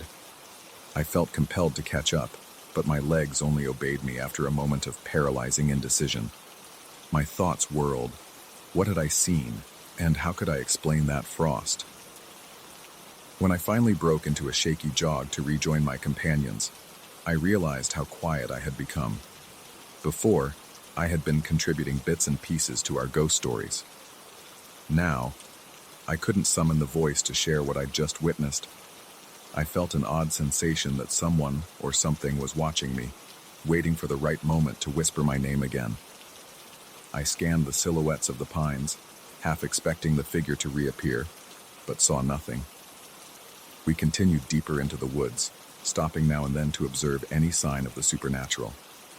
People told more legends, but I barely heard. My ears were tuned to that hush, that oppressive silence that seemed to blanket the forest floor. On several occasions, I detected faint rustling behind me, just beyond my flashlight's reach. Every time I spun around, I found only empty darkness. While the group paused to examine a curious shape carved into the trunk of an ancient oak, I stood apart from them, scanning the dark for movement. My breath was shallow. My chest felt tight. It wasn't merely fear. I felt singled out by this presence. It had called my name. It had revealed itself to me, and my instincts screamed that it wanted more. The dryness in my throat intensified. and I tried to swallow down the lump that had formed. Sweat trickled down my temples, even as goosebumps prickled my arms. The contradictory sensations of hot and cold collided within me, leaving me dizzy and disoriented. One of the others muttered that we should move on before we lost our nerve. Though I barely heard the words, the shift in our group's energy was clear. We trudged onward. The trail began to descend into a shallow valley, where the trees grew thicker. The canopy was so dense that almost no moonlight penetrated. Our flashlights flickered across tangles of roots and rotting logs, and for a moment, I thought I saw that same silhouette weaving between the trunks. I pointed my beam, but it was gone. I was left with the flicker of my own heartbeat in my ears. As we progressed, small details started piling up, each one amplifying my sense of dread. I noticed wet footprints that led off the path and faded into a patch of ferns, though no one in our group had stepped there. I smelled an acrid, metallic tang in the air. I heard a twig snapping too close to be brushed off as my imagination. Each new disturbance chipped away at my composure until I felt on the verge of panic. My fellow walkers muttered anxiously among themselves. One of them mentioned how the forest felt strangely quiet, but no one else admitted to seeing anything beyond the ordinary shadows. I remained silent about the towering figure in the frost, partly because I feared they wouldn't believe me, and partly because saying it out loud might summon it again. My mind whirled with paranoid thoughts. Perhaps this presence had singled me out deliberately. Perhaps it wanted to draw me away from the group into the deeper blackness of the woods. We reached a small clearing where we typically paused to share the spookiest story of the night. Normally, it would be a moment of camaraderie, but now, I found myself standing rigidly at the edge of the circle, scanning the perimeter of trees with trembling flashlight in hand. The circle felt claustrophobic, though we were in an open space. Every muscle in my body tensed, and my fingers ached from gripping the flashlight so tightly. My heart thrummed with an urgent staccato beat, as if it might explode at any second. Someone recounted an old folktale about a restless spirit haunting these woods, but it sounded hollow to me. My thoughts were too busy rehashing the image of that tall, opaque shape, how it vanished without a single noise, and how it left behind a swath of ice in defiance of the summer heat. My legs jittered with nervous energy, wanting to either run or confront it, anything to break the mounting tension. Then, right in the middle of the folktale, I heard my name once more. It was the same hushed whisper, so close it brushed my ear like a chill wind. My entire body locked up. Time seemed to slow, my pulse roaring in my ears. The clearing around me faded into a blur of faint flashlights, and all I could sense was that voice, beckoning me yet again. My skin crawled, and the fine hair on my arm stood at attention, electrified by dread. No one else reacted. They continued listening, oblivious. The whisper was meant for me, and me alone. I turned, shining my flashlight toward the source of that soft call. At first, I saw only layered shadows behind a cluster of birch trees, but as my eyes adjusted, I caught sight of that figure standing just beyond the flickering boundary of light. It was still impossibly tall, its features a hazy void. I swallowed hard, every breath rattling in my chest. We locked eyes, or I thought we did, though I couldn't see any features. Yet I felt its stare boring into me. My instincts told me to flee back toward the group, to stand among them where safety in numbers might protect me. But I felt pinned by the figure's presence, as though an invisible force pressed on my lungs.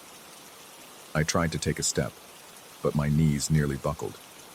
The figure lifted a spindly arm, or what might have been an arm, and gestured deeper into the forest. I didn't follow. Fear sliced through me like a blade, and I backed away unsteadily until I stumbled against a stump, nearly falling. Suddenly, someone in the group noticed my distress. They rushed over, shining their flashlight on me, asking if I was okay. I didn't respond directly. I only muttered that something was out there, that I'd seen it again. When they aimed their beams at the spot where my gaze was fixed, the figure was gone, leaving only the whisper of wind through the pines. Yet, as before, the ground in that spot glimmered with pale frost. This time, more of the group saw it. A hush fell over everyone. Before panic could set in, we collectively decided to head back, to retrace our steps to the cars. Nobody said it outright, but the unspoken agreement was that we'd had enough for one night. My legs shook as we ascended the trail we had earlier descended. Every sound, every snap of a branch made me whip around, convinced the figure was behind me. Even though we were in a group, I still felt singled out, as if I wore a target on my back. By the time we reached the trailhead, my lungs burned from shallow, rapid breaths. My shirt clung to my torso, soaked with cold sweat. My stomach churned uneasily. Yet once we broke out into the open parking area, the stifling sense of being watched lessened. It was like crossing an invisible barrier that the presence either couldn't or wouldn't cross. A faint warmth returned to the air, banishing that eerie chill. I parted ways with the group in near silence, none of us certain what we had encountered. They seemed eager to offer rational explanations, maybe a weird atmospheric anomaly or a trick of the moonlight. I nodded along but felt none of their relief. Deep down, I knew I hadn't imagined it. That whisper had spoken my name with purpose. That shape had singled me out. Driving home, I replayed the night's events in my mind. The frost in the middle of summer, the towering figure dissolving into thin air, the hush that swallows every sound, the insistence in the whisper that bore my name. As the headlights of my car swept across the lonely road, I couldn't shake the suspicion that it was still watching me somehow, trailing me through the darkness. Back in my driveway, I turned off the ignition and just sat there, staring at the faint glow of the porch light. My ears rang in the stillness of my car. I glanced in the rearview mirror, half expecting to see that shape looming behind me. Of course, the mirror reflected nothing but the dimly lit street. My breath came out shaky, and I realized my hands were clenched so tightly around the steering wheel that my knuckles were numb. I eventually worked up the nerve to exit the car. That night, I triple-checked all the locks. Every passing car light outside my window made my heart jump, convinced for a moment that the figure had come to linger outside. Even when I finally slumped into bed, my mind refused to quiet.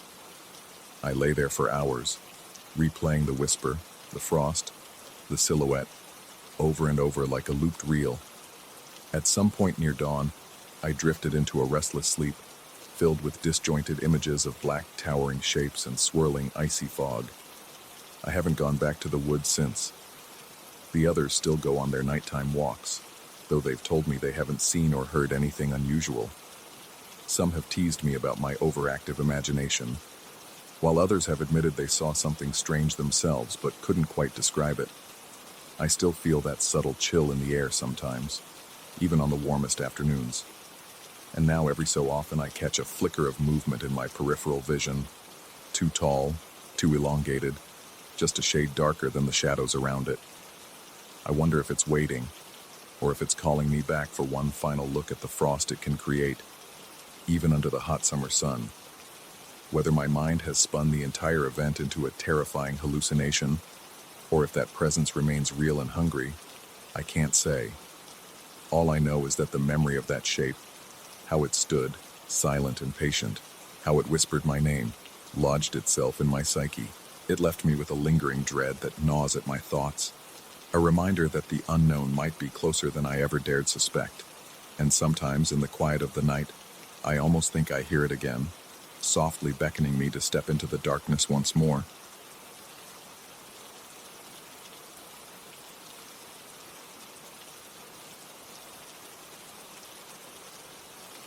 The rustling of leaves in the darkness always set my nerves on edge, but that particular night, the sound felt unnaturally sharp and menacing, like something waiting just behind the veil of shadows.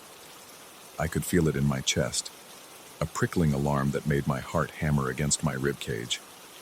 I remember slowing my pace for a second, shining my small flashlight into the thick underbrush. The narrow beam cut through the blackness, revealing a bramble of twisted branches and damp foliage. Nothing moved, yet the uneasy feeling refused to leave. It was as though the woods themselves were holding their breath, waiting for me to go deeper, daring me to take just one more step. I began my late-night runs a few weeks ago, hoping to clear my mind after hectic days at work. The forest trail was near my house, a narrow path winding through ancient pines and oaks, the moon barely penetrating their lofty crowns. Usually I found it peaceful. The cool air, the rhythmic crunch of gravel underfoot, and the faint chirping of nocturnal creatures used to be calming. But on that night, every snap of a twig felt amplified. Every hoot of an owl made me jump. I thought I was just tired, that maybe I'd had a stressful day. Little did I know, it was only the beginning of an experience that would make me question everything I thought I understood about reality. I kept running despite my pounding heart, determined not to let paranoia win. My breathing was still steady, but each inhale felt sharp, as if the temperature were plummeting the further I went. The deeper parts of the woods had always been cooler at night, but this chill sank through my clothes, stabbing right into my bones. My muscles grew tense, and I noticed my pace slowing, as though my legs weren't quite responding.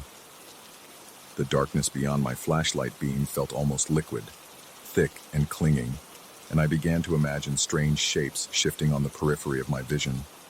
I tried to tell myself it was just the interplay of shadows. Yet with every step, I could sense an unseen presence trailing behind me. At some point, I stopped to catch my breath, letting my flashlight roam across the tree trunks around me. The tension in the air felt palpable, and my lungs fought for oxygen.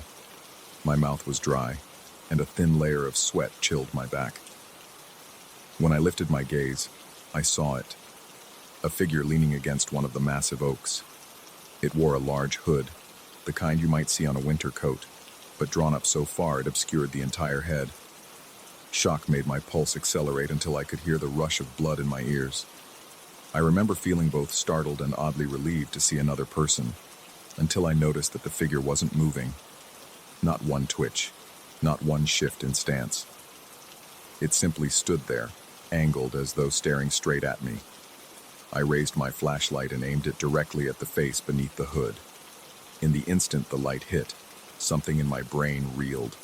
The face was featureless. No eyes, no nose, no mouth. It was like a pale, translucent mask stretched over an empty space. My immediate reaction was to backpedal, nearly stumbling on my own feet. A surge of cold sweat soaked my temples, and I could taste the metallic tang of fear on my tongue. My hands were trembling so much that the flashlight beam danced wildly across the bark of nearby trees. There was a muffled roar in my ears, like my pulse had become a monstrous drum. I wanted to run, to bolt down the path without looking back, but I was rooted to the spot by a terror so raw it made me numb. Then, as though moving in slow motion, the figure lifted its hand. It was painfully deliberate, an unhurried gesture that made my entire body shudder with dread. A gust of frigid wind erupted from nowhere, swirling around me. The trees groaned, and their branches creaked under the sudden force. My breath caught in my throat, my lungs seizing up as if I were plunged into icy water. In the next heartbeat, I realized the figure was gone. Where it had been standing, there was nothing but leaves quivering in the aftermath of the gale. When my senses returned, I shuffled closer, every muscle protesting. On the trunk of the oak, a deep spiral groove glowed with a haunting green light. My mind refused to comprehend it at first. It was as if someone had etched a perfect spiral with scorching precision, leaving an otherworldly luminescence in its wake. I stood there, transfixed, until a wave of pure panic forced me to stagger backward. Suddenly, the forest seemed alive with whispers and rustling. I scrambled away, heart pounding, breath ragged, feeling an overpowering need to get out of that place. By the time I reached home, I was drenched in sweat and half delirious. My chest ached from panting, and I felt a swarm of conflicting thoughts assaulting my mind. I could still see that spiraling mark, etched in my retinas. I fumbled for my keys, barely managing to unlock the front door. Once inside, I bolted it shut and slid to the floor, my back pressed against the wood. I heard myself breathing in short, rapid gasps, and for several minutes I was convinced I'd lost my grip on reality. That night, I hardly slept. Whenever I closed my eyes, I saw that empty face, and a dreadful coldness seemed to seep into my bones. I ended up pacing the living room, opening the curtains occasionally to peer into the dimly lit street. Everything looked normal, which made the memory of what I'd witnessed in the forest all the more jarring. I questioned whether it had been some bizarre trick of the light, or maybe a hallucination brought on by exhaustion. But the image of that glowing spiral was too vivid to dismiss. The following evening, I tried to avoid thinking about it. I even considered skipping my nightly run entirely. However, a part of me insisted that returning to the forest might prove I'd imagined everything. If I found no trace of that mark, it would mean I could go on living as before. My stomach nodded at the idea, but curiosity and a fierce need for normalcy pushed me out the door. When I arrived at the trail, my nerves were already on edge. The moon hung low and yellow above the treetops, casting a sickly glow over the winding path. My legs felt heavy, and I noticed that every rustle of leaves made my heart flutter. I walked deeper into the woods, shining my flashlight at the spot where I thought I'd seen the figure. My skin prickled at the memory, and I half expected to see that hooded shape materialize in the beam. But there was nothing except the tall oak trees standing like silent sentinels. My breath caught when I finally saw the trunk that had been marked. The same spiral pattern was still there, carved into the wood, but now it looked blackened and raw, no longer glowing. Instead, the grooves appeared scorched, as if seared into the bark. A wave of nausea rippled through me, and I recalled the bitter cold I'd felt the night before. My flashlight trembled in my hand as I slowly backed away, refusing to turn my back on the mark. In the days that followed, strange occurrences plagued me. Doors at home would rattle faintly, even when there was no wind. In mirrors, I sometimes caught glimpses of movement behind me, though no one else was there. My nights were restless. Dreams, if they could be called that, featured nothing but rolling darkness, and that featureless face emerging from the void. Waking up from these visions left me drenched in sweat and gasping for air. At work, I was jumpy and withdrawn. Whenever colleagues asked if I was feeling okay, I offered vague assurances. I tried to confide in one coworker, explaining in halting, uncertain tones that I had experienced something terrifying in the woods. The coworker gave me a concerned look, suggesting maybe I was overworked or suffering from anxiety. He reassured me that taking a break might clear my head. I nodded, but I knew deep down there was more to this than just stress. My paranoia grew worse with each passing day. I'd catch myself scanning the corners of every room, half expecting to see that hooded figure lurking in some dark recess. My heart would thump painfully in my chest whenever I stepped into dimly lit corridors. Every creak of the floor or whistle of the wind sent my nerves into a frenzy. My sense of being watched became so overwhelming that I started leaving the lights on in the house, even when I tried to sleep. One night, I woke to a strange, muffled sound, like chanting carried on a distant breeze. My curtains were open, and moonlight spilled across the floor. I lay very still, my mouth dry, every hair on my body standing on end. The chanting seemed to come from outside, near my window. It was low, guttural, almost like a single elongated note shifting in pitch. My heart thundered, and I found myself paralyzed by fear. Eventually, the sound faded, leaving me trembling and uncertain if I'd imagined it. But something was off in my room. The air felt electric, charged with a static I could practically taste. Summoning what little courage I had, I flicked on the lamp and scanned the walls. My breath hitched when I noticed a pattern of condensation on the glass of my window. It was a spiral, not as defined as the one on the tree trunk, but distinct enough to make my stomach drop. A metallic taste flooded my mouth, and I realized my teeth were chattering. A dreadful certainty took hold of me. Whatever I'd encountered in the forest had followed me home. Unable to sleep, I spent the rest of the night hunched at the kitchen table, arms wrapped around myself, fighting off the tremors that periodically overtook me. I replayed everything in my head, trying to make sense of it logically. Maybe I'd had a breakdown, or maybe there was some rational explanation about tree fungi that glowed. But no matter how hard I tried, I couldn't ignore the wave of primal terror coursing through me. My mind roamed back to that sound I'd heard, that cold wind, and the absence of any human features beneath that hood. In a desperate bid for clarity, I went online to research local folklore, hauntings, anything that might explain a mysterious hooded figure or a glowing spiral mark. My eyes burned from staring at the screen for hours in the dim light. I found scattered accounts of people in other regions witnessing strange apparitions, shapeless silhouettes that vanished into the dark, or unknown forces carving symbols into trees. But there was no definitive explanation. It only stoked my unease, fueling the idea that I had stumbled onto something far beyond my comprehension. Several nights later, I found myself pacing around my living room, heart pounding, sensing that familiar wave of dread intensifying. My reflection in the darkened TV screen looked gaunt, eyes sunken. Suddenly, I felt an unearthly chill slither across the back of my neck. The temperature in the room plummeted, and my breath came out in small white puffs. The overhead light flickered, then dimmed to a sickly glow. My pulse raced, and every muscle tensed as I slowly turned. It was standing at the far edge of the room, barely visible, a shape more like a smudge in the air. I could make out the hood and the suggestion of that blank face, though it wavered like a reflection on disturbed water. My flashlight was on the coffee table just a few feet away, but my limbs felt like lead. The figure, or whatever it was, seemed to stretch an arm forward, and the cold radiating from it nearly took my breath away. My skin erupted in goosebumps as I staggered backward, colliding with the wall. Without daring to breathe, I fumbled for the flashlight, my sweaty fingers slipping on the smooth surface until I managed to grab it. When I flicked it on, the beam instantly stuttered, as though some force drained its power.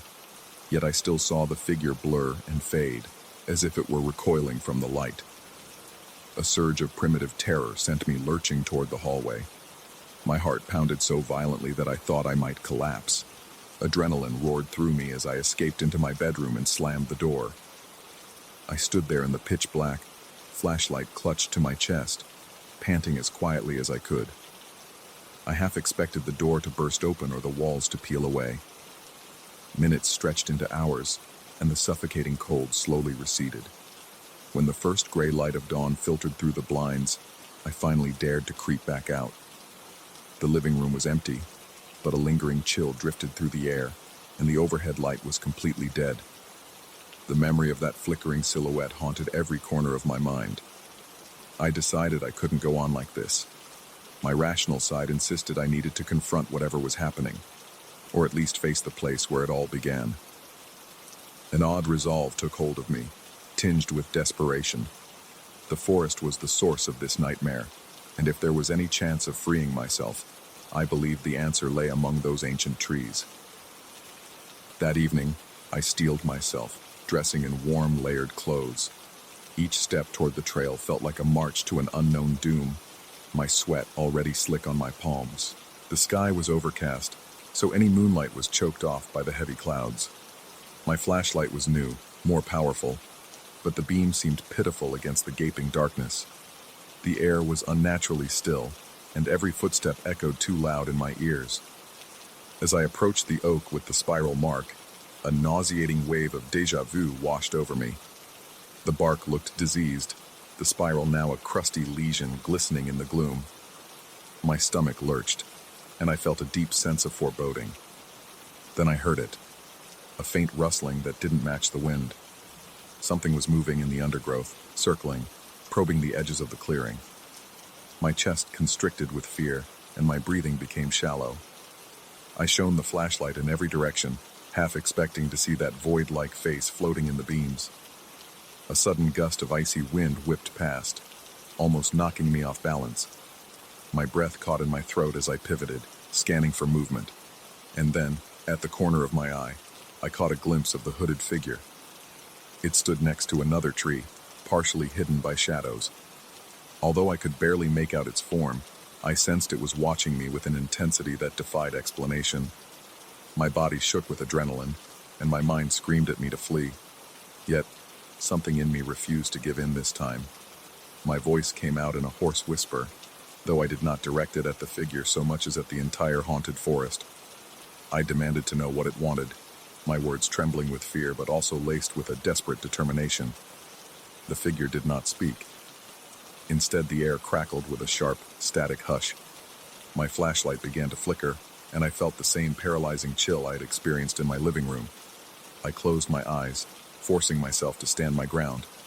My heart hammered furiously, and my breathing was ragged, but I fought the urge to run. Gradually, the cold receded. When I opened my eyes, the hooded figure was gone. In its place, the spiral carved into the oak began to glow with that eerie green light once more, flickering like an ember. Then it dimmed, fading into the bark until only a faint outline remained. For a moment, I just stood there, reeling in shock. My body was shaking all over, and I realized I was silently sobbing, the tears hot on my cheeks despite the cool air. Some primal part of my mind sensed that the entity, or force, had receded, perhaps temporarily. I refused to linger any longer in that clearing. With trembling steps, I made my way back, stumbling along the path until I finally reached my car. Even now, I'm not sure what happened that night. The spiral remains on the tree, though it no longer glows when I pass by in daylight. I've stopped running in the forest at night altogether, yet I cannot say I am free of fear. At home, I no longer feel that suffocating presence as intensely, and the strange noises have dwindled to occasional knocks or faint drafts. But every now and then, I catch a hint of movement in the corners of my vision, or I sense a breath of cold at my back. I've learned to live with the unsettling knowledge that there are things in this world far beyond my understanding. The experience marked me, as surely as that spiral was etched into the oak's bark. I suspect my life will never be entirely normal again, and there is a peculiar unease in the quiet moments, as if some door has been cracked open, one I can't fully close. Perhaps the hooded figure accomplished what it intended, a subtle, lingering intrusion into my perception of reality. And though I escaped the forest with my life, I cannot escape the eerie feeling that I walked away with something else, a brush with the unknown that refuses to let me go.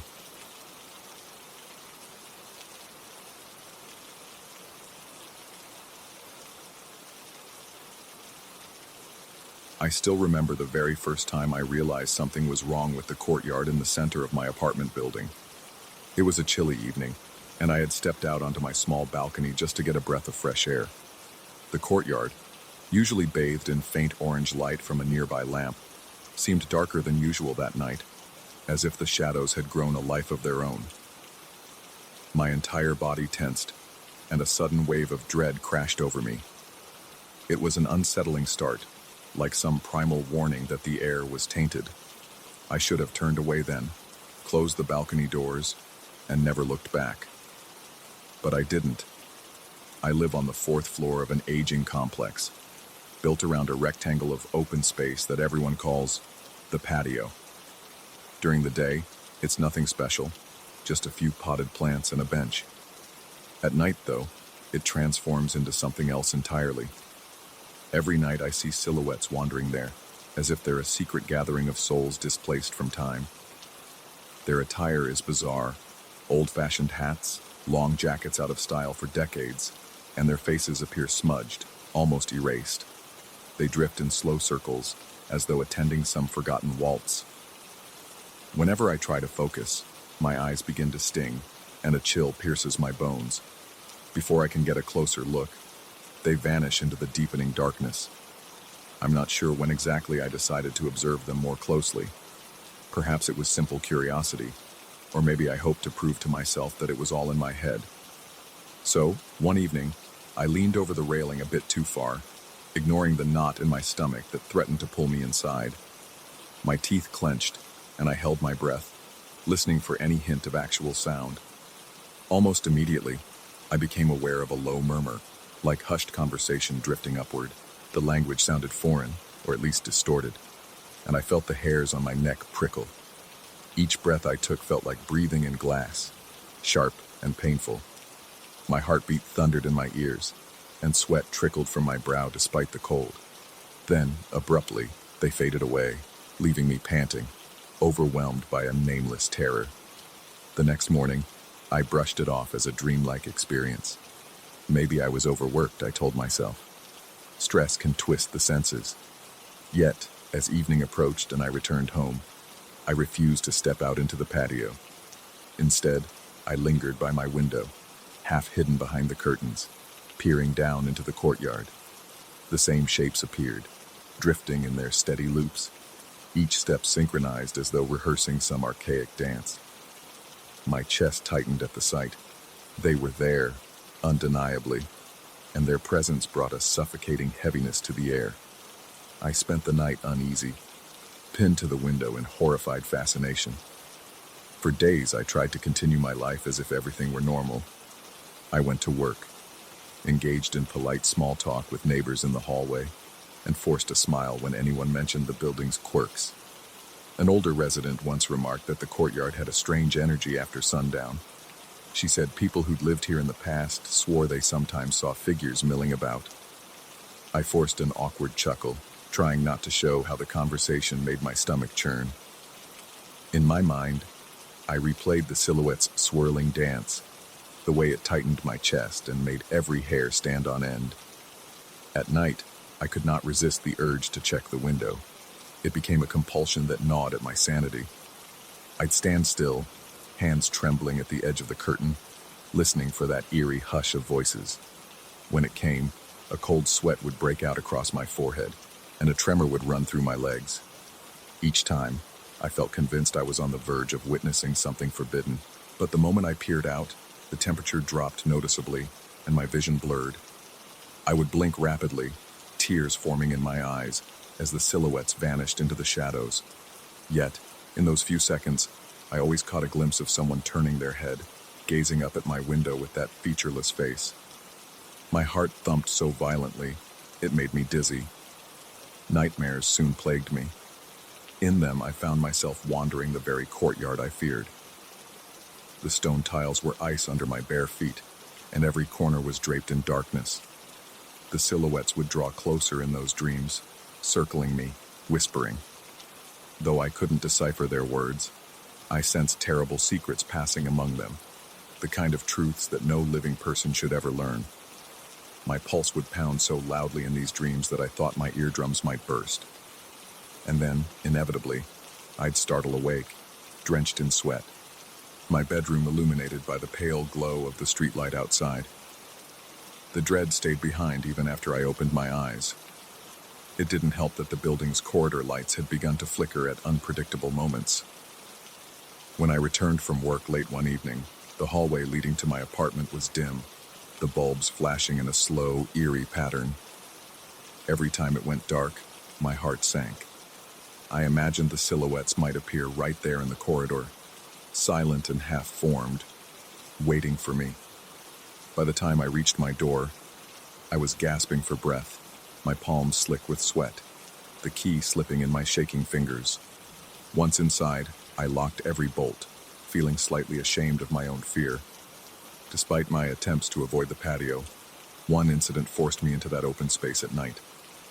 A power outage had struck the building, leaving only the emergency lights on. I had been told by a neighbor that the electrical box, located in a corner of the courtyard, sometimes required a manual reset if the outage lasted too long. He had mentioned in passing that it was best not to wait, otherwise the entire building could be left without lights for hours. I tried to insist we should call maintenance, but it was already late, and we couldn't reach anyone. Since I was the only one who happened to be around at that moment, I reluctantly agreed to go down. The stairwell leading to the patio felt claustrophobic, the walls closing in, and each step I took echoed with a hollow clang. I could barely see, guided only by a tiny flashlight app on my phone. My breathing grew unsteady, and the dryness in my mouth made swallowing difficult. I paused on the last step, forcing myself to be calm, but my heart refused to slow. Taking one final breath, I pushed open the door that led directly to the courtyard. The air was much colder than I expected, biting at my face. Darkness dominated, broken only by faint moonlight. Almost immediately, I sensed movement at the periphery of my vision. I spun around, sweat beading on my forehead, certain that those shadowy figures were close. My hands shook so badly I nearly dropped my phone. Then I caught a flicker of motion near the center of the courtyard. Several silhouettes, 4 or 5, I couldn't quite tell, were moving in that familiar, haunting pattern. Even though their steps were soundless, I sensed a rhythmic swaying, as if a ghostly tune guided them. With my teeth clenched, I advanced toward the breaker box. Every step felt like walking through a thick, invisible barrier. My lungs labored as though the air itself was too dense. I could hear my own heart pounding relentlessly. The silhouettes continued circling, their faces turned downward, the contours of their hats and jackets reminding me of old sepia photographs. My mind reeled with questions. Were these echoes of people who once lived here? Or was I losing my grip on reality? Just as I knelt to fumble with the switches, I felt the temperature plunge even further. My breath came out in plumes of white vapor, and a strangled gasp escaped my lips. It was as though a massive block of ice had materialized in my chest. When I tried to move my hand, it felt numb and uncooperative. Then, from behind, I felt a presence looming. My throat constricted as if a cold hand had wrapped around it. I had the frantic thought that if I turned around, I might see one of those faces, blank and distorted, leering down at me. I struggled with the switches in a panic, cursing under my breath. My phone's dim beam illuminated rusted levers and tangled wires. Finally, I managed to flip the main breaker. The lights in the courtyard suddenly blazed to life, casting harsh fluorescent beams across the stone floor. Instinctively, I whipped my head around. The silhouettes had disappeared, leaving behind only an echo of that strange hush. Slowly, I exhaled, my entire body shaking with relief, though I couldn't shake the feeling that I was being watched. After that night, I avoided the courtyard at all costs once the sun went down. Even during daylight, I felt uneasy crossing it. My neighbors must have noticed the dark circles under my eyes, my newfound jumpiness. One of them, noticing my pallor, casually mentioned that this building had been standing for over a century and had gone through numerous renovations. He recounted stories he'd heard, always secondhand, about how parties were held here long ago, complete with string quartets and formal dances. The gatherings supposedly ended abruptly after a series of strange events. I nodded politely, swallowing hard, disturbed by how similar that was to the silent dance I kept seeing at night. My nightmares worsened. I dreamed I was back in that courtyard, trapped in the center while the silhouettes encircled me in a slow, deliberate march. Their lips, though smeared and featureless, seemed to move in quiet chanting. My heartbeat rose to a deafening pitch and my lungs felt starved for air. Then, every one of them would turn, revealing the emptiness of their faces, and I'd wake with a jolt so violent I nearly rolled off the bed. Paranoia took root in my mind. I began to wonder if these apparitions were leaking into the building's hallways, or even into my apartment. Sometimes, while brushing my teeth or washing dishes, I'd catch a fleeting shape in my peripheral vision, only to turn and find nothing there. The silence of my home grew oppressive. My own breath, ragged and uneven, became the only sound in the gloom. On several occasions, I felt an inexplicable draft that carried the faint scent of stale cologne, something reminiscent of an era long past. Desperate for answers, I thought about investigating the building's history, but I hesitated, afraid of learning something I'd regret. Instead, I attempted a more direct approach: confrontation. One evening, armed with a sense of reckless determination, I positioned myself at the edge of the balcony. I forced myself to stare down into the courtyard, waiting for them to appear. I refused to blink, despite the tension behind my eyes. They arrived as always, drifting into view, forming that eerie circle. My breathing shallowed, and a cold sweat broke across my skin. My heart rattled like a caged animal in my chest. I tried to call out to them in a steady voice, but failed. The words caught in my throat, my mouth painfully dry. So I just stood there, trembling with a mixture of terror and resolve. Slowly, one of the silhouettes tilted its head upward. It was as though it sensed my attempt to communicate.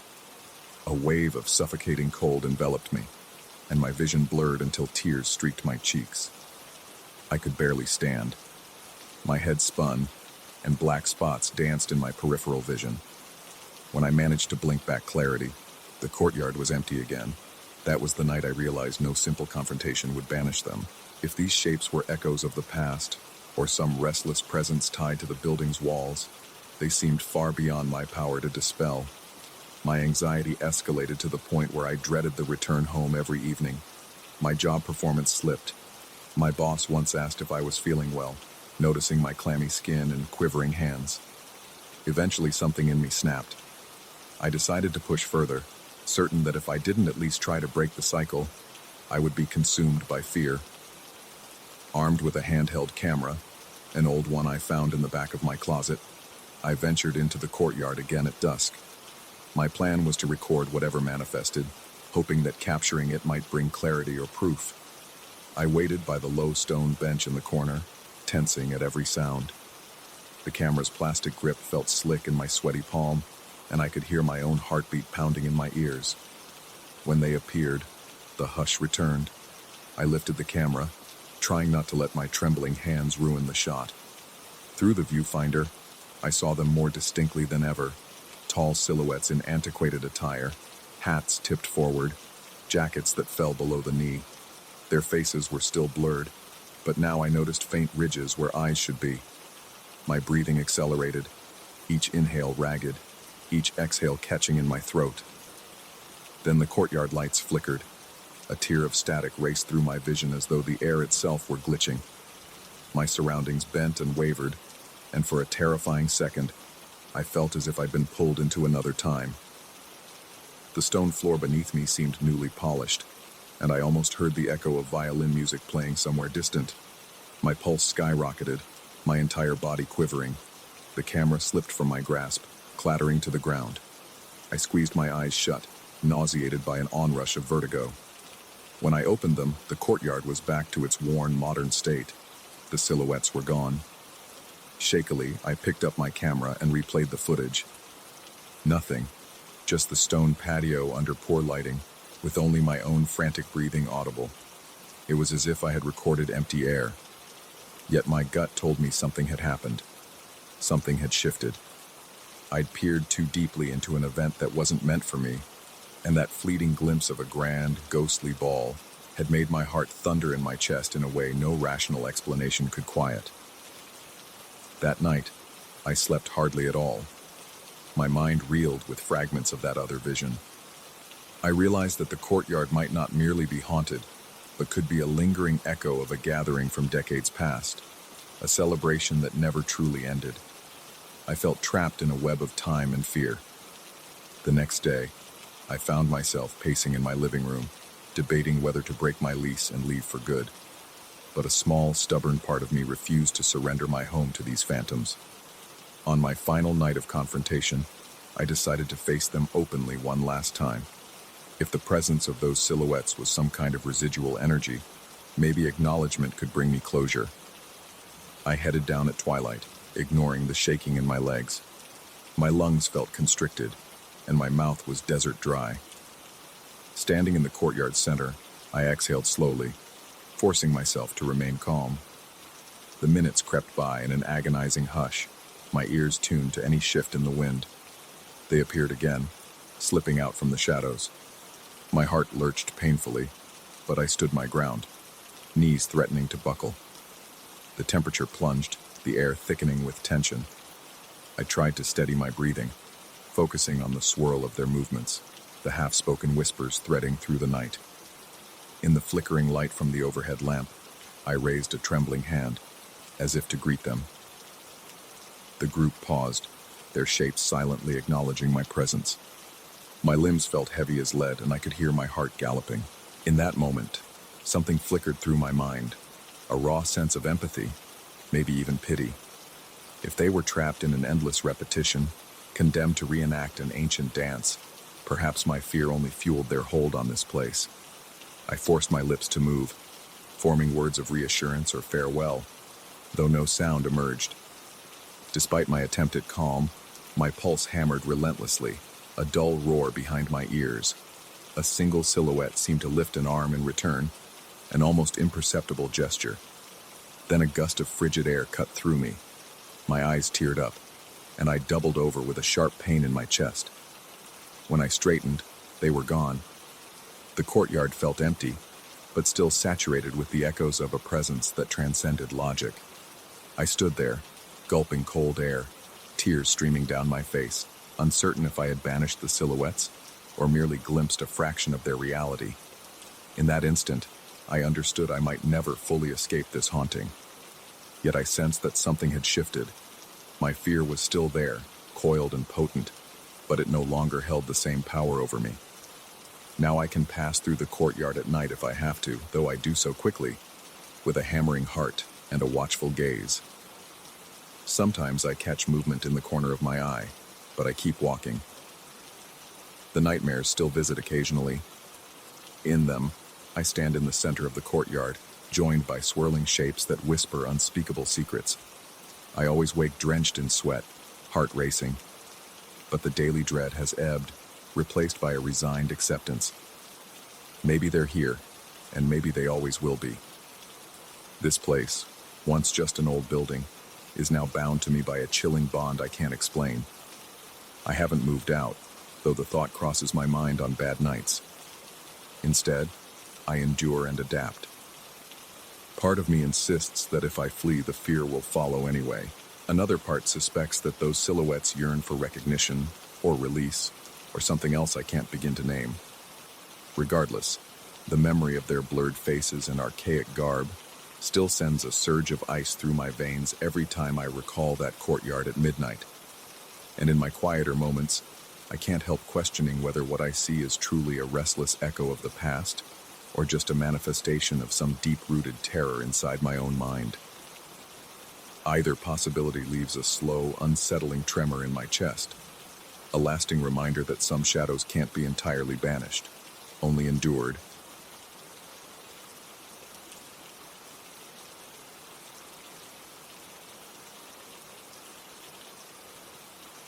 I still remember the way the darkness seemed to stretch itself across the horizon that night, as if the sky were a hungry maw trying to swallow our small aircraft. Even before I stepped into the cabin, there was a weight in the air, a pressure that made every breath feel too shallow. The overhead lights flickered more than usual, and the engine's steady hum had an odd resonance that made my skin crawl. It was the kind of night that forebode something crawling out from the recesses of our worst fears. I just never expected that something to actually appear on the cockpit camera. I work as a flight attendant, Comissário de Bordo, in my native Portuguese, for a small regional airline. My usual shift consists of short flights between neighboring cities, rarely lasting more than a couple of hours. The routes are typically calm, the passengers mostly business travelers or people on quick family visits. Though that night, I noticed a distinct hush among the few seated in the cabin. It wasn't just the typical late-night fatigue. There was an unspoken tension, like everyone felt on edge but refused to say why. Once I had completed the usual safety checks and ensured the passengers were seated, I planned to retreat to the back galley, hoping to close my eyes for a moment. That's when my phone buzzed. Only it wasn't my phone. It was the intercom from the cockpit. The captain's voice came through with a tremor I had never heard before. Normally, he was calm and collected, but there was a quiver that caught my attention immediately. He told me he needed me at the cockpit door right now, and that it was urgent. There was no wasted breath, no typical courtesy. He sounded rattled, which instantly made my stomach drop. I moved quickly through the narrow aisle, noticing how the cabin lights seemed to dim for a moment with each step I took. My heart pounded against my chest. I could feel beads of sweat forming at my temples, even though it wasn't warm. Something felt wrong, deeply wrong, and I didn't know if it was the call itself or my own growing paranoia. As I reached the cockpit door, I noticed the co-pilot standing there with his eyes wide. He didn't say anything directly. He just pointed at the security monitor, his hand trembling in a way I'd never witnessed before. The monitor displayed a feed from the small forward corridor leading up to the cockpit door. Usually that camera would just show an empty stretch of hallway, or me approaching to deliver coffee. But this time, it showed two figures. They looked tall, almost unnaturally elongated, with vaguely human silhouettes. Their heads were slightly cocked, as if listening to some distant sound. They weren't moving. They just stood there, right in front of the camera lens, as if mocking the crew by their sheer presence. The pilot, who had seen everything first, looked at me with fear in his eyes. He indicated he had reviewed the footage from just a minute ago, and these shapes hadn't been there before. They appeared out of nowhere with no sound or movement to announce their arrival. My breath came in shallow gasps. I stepped out into the same corridor, dreading really, to see those shapes in the flesh. But there was nothing.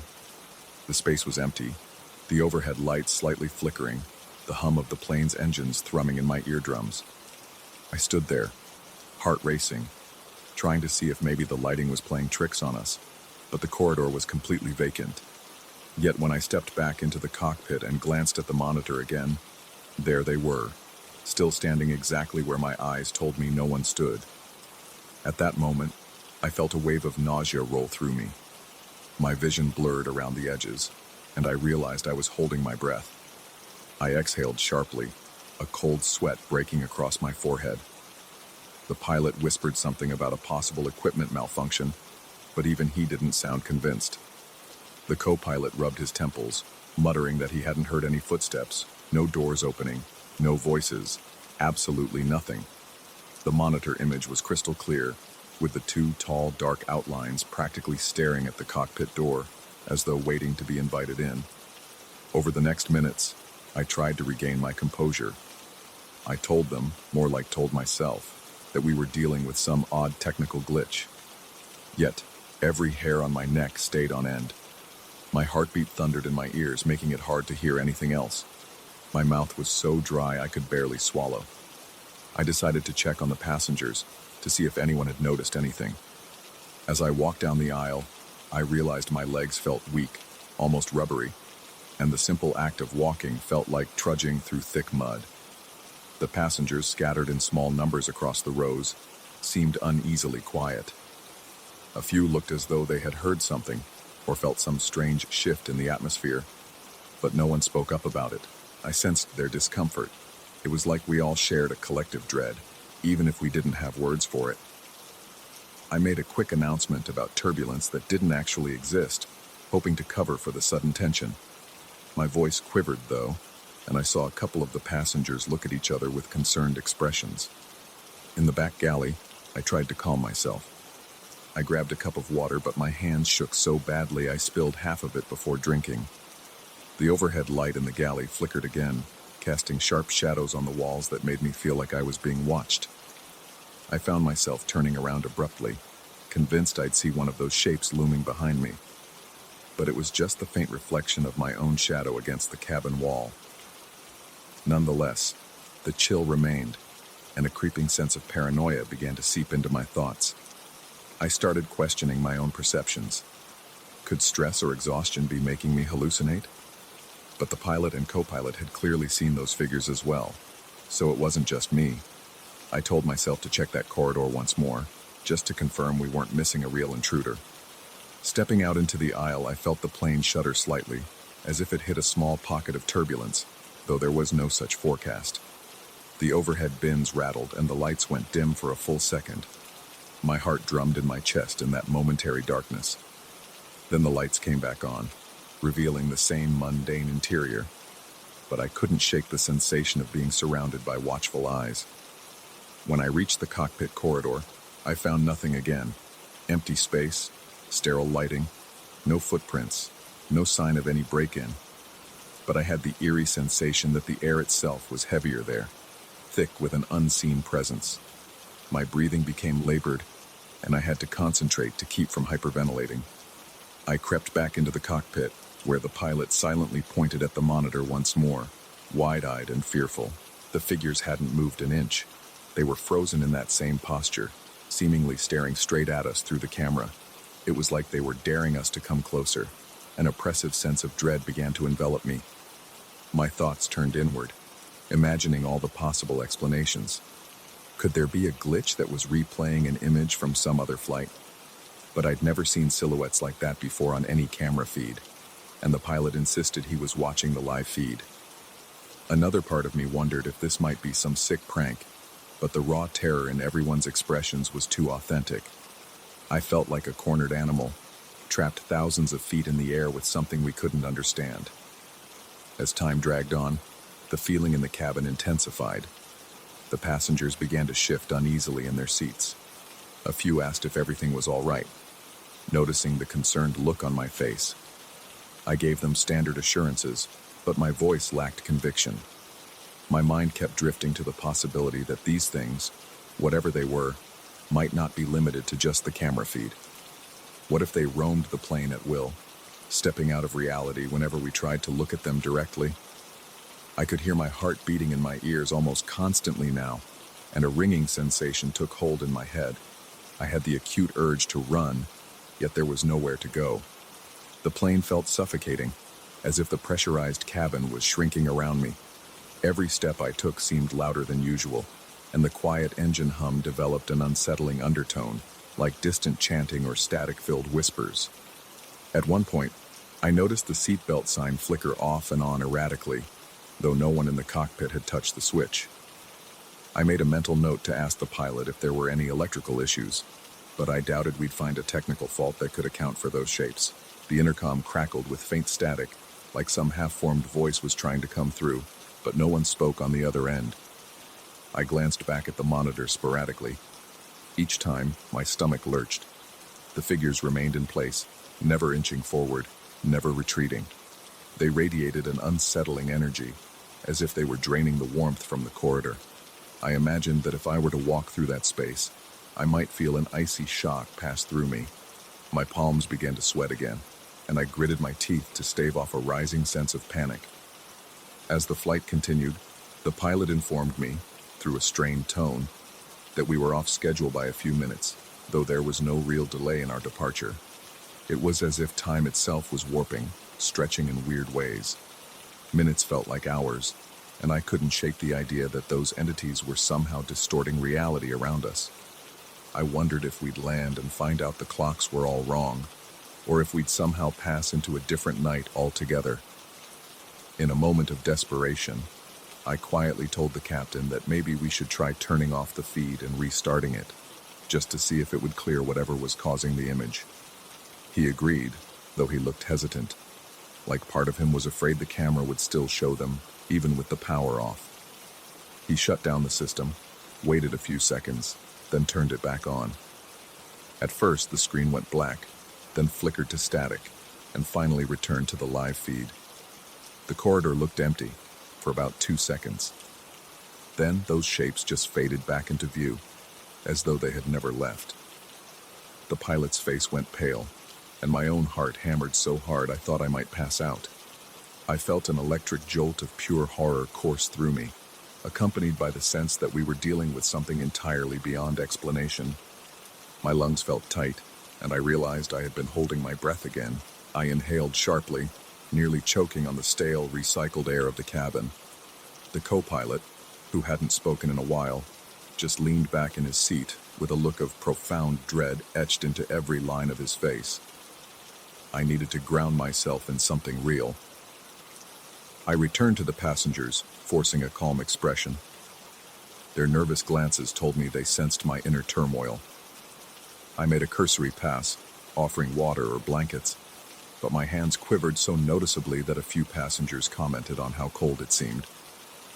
I told them the temperature controls can be tricky on certain flights, but I suspected they felt the same chill that seemed to emanate from that cursed corridor. With about 30 minutes left in our flight, the plane hit a patch of turbulence that rattled everything inside. The overhead compartments shook violently, and a few gasps rose from the passengers. That was the only time I was grateful for a distraction, because it momentarily pulled my mind away from the horrifying shapes on the monitor. But the reprieve was short-lived. Once the turbulence subsided, the dread returned full force. I felt a constant prickling on the back of my neck, as if someone stood right behind me. My pulse thrummed in my wrists, my breathing shallow, and I had this unshakable sense that the boundary between the real and the unreal had thinned to a razor's edge. Eventually, the pilot started final descent procedures, and I realized with a wave of relief that we would soon land. I wondered if these entities, whatever they were, had the ability to follow us beyond the confines of this aircraft. A flicker of hope told me that once we touched down, maybe they would vanish into thin air. The descent felt excruciatingly slow. I couldn't help glancing back at the cockpit monitor, half hoping the figures would disappear, half terrified they would do something else, move closer, open the door, or reveal some dreadful face. But they remained silent, immovable sentinels, watching. When the landing gear deployed, I felt a fleeting sense of victory. At least we were alive, still in control, and able to land. My ears popped from the change in altitude, but the sense of suffocation persisted. We finally touched down with a jolt. The plane rolled along the runway, slowing to a steady taxi. My heart was racing, but a measure of calm crept in, bolstered by the simple fact that we were back on solid ground. The moment the pilot announced we had arrived, I anxiously glanced at the monitor one last time. The corridor feed showed empty space, plain and unremarkable. No shapes, no tall silhouettes, nothing. It was as though the final thud of the landing had banished them. By the time the passengers were deplaning, I had wiped the sweat from my brow multiple times, trying to appear composed. Many of them gave me odd looks, as though they sensed something had gone very wrong during the flight, but they couldn't pinpoint what. Once the last passenger left, the captain, co-pilot, and I exchanged wary glances. None of us had an explanation. The camera was functioning normally now, and all the data logs indicated no anomalies in the plane's systems. We did not see the shapes again, but the memory of those figures lingered like a slow poison, flooding my mind with questions that had no answers. Even after the thorough post-flight checks, no one could find a glitch or identify any sign of a break-in. The pilot only mentioned he never wanted to discuss it again. The co-pilot echoed that sentiment, saying it was better we pretend we never saw those images. But for me, the fear remained embedded in my bones. I could still feel my heart pounding whenever I recalled their frozen, mocking stance. My mind kept drifting to the possibility that they might show up on another flight, or that they existed just outside our normal perception. To this day, I haven't uncovered any logical explanation for what we witnessed. My dreams sometimes place me back in that dimly lit corridor, my footsteps echoing in a place that should be so familiar, yet feels irrevocably changed. I see their silhouettes in my peripheral vision, and I wake up drenched in cold sweat, my pulse racing, my breathing ragged. I often question whether we truly saw what we thought we saw, or if our eyes betrayed us under the weight of exhaustion and the infinite night sky. But then I remember the raw panic on the captain's face, the shiver in the co-pilot's voice, and I know we experienced something far beyond a mere hallucination. I continue to work those regional flights, always scanning every corridor, every reflection in the cockpit door, half dreading that I'll catch another glimpse of those impossible figures. Sometimes I think I see a flicker on the monitor, just a faint distortion, and my heart leaps into my throat. But nothing manifests. It's as though whatever invaded that flight was content to make itself known once, establishing that our reality is more fragile than we realize.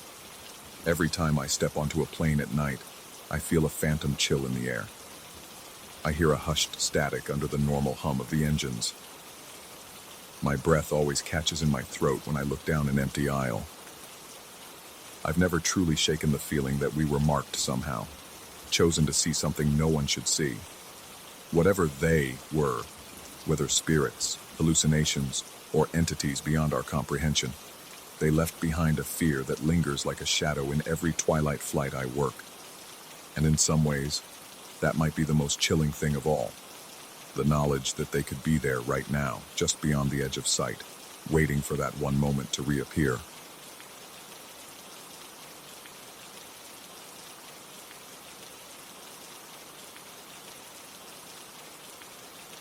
I felt the wrongness of the place the moment I turned the key in the lock.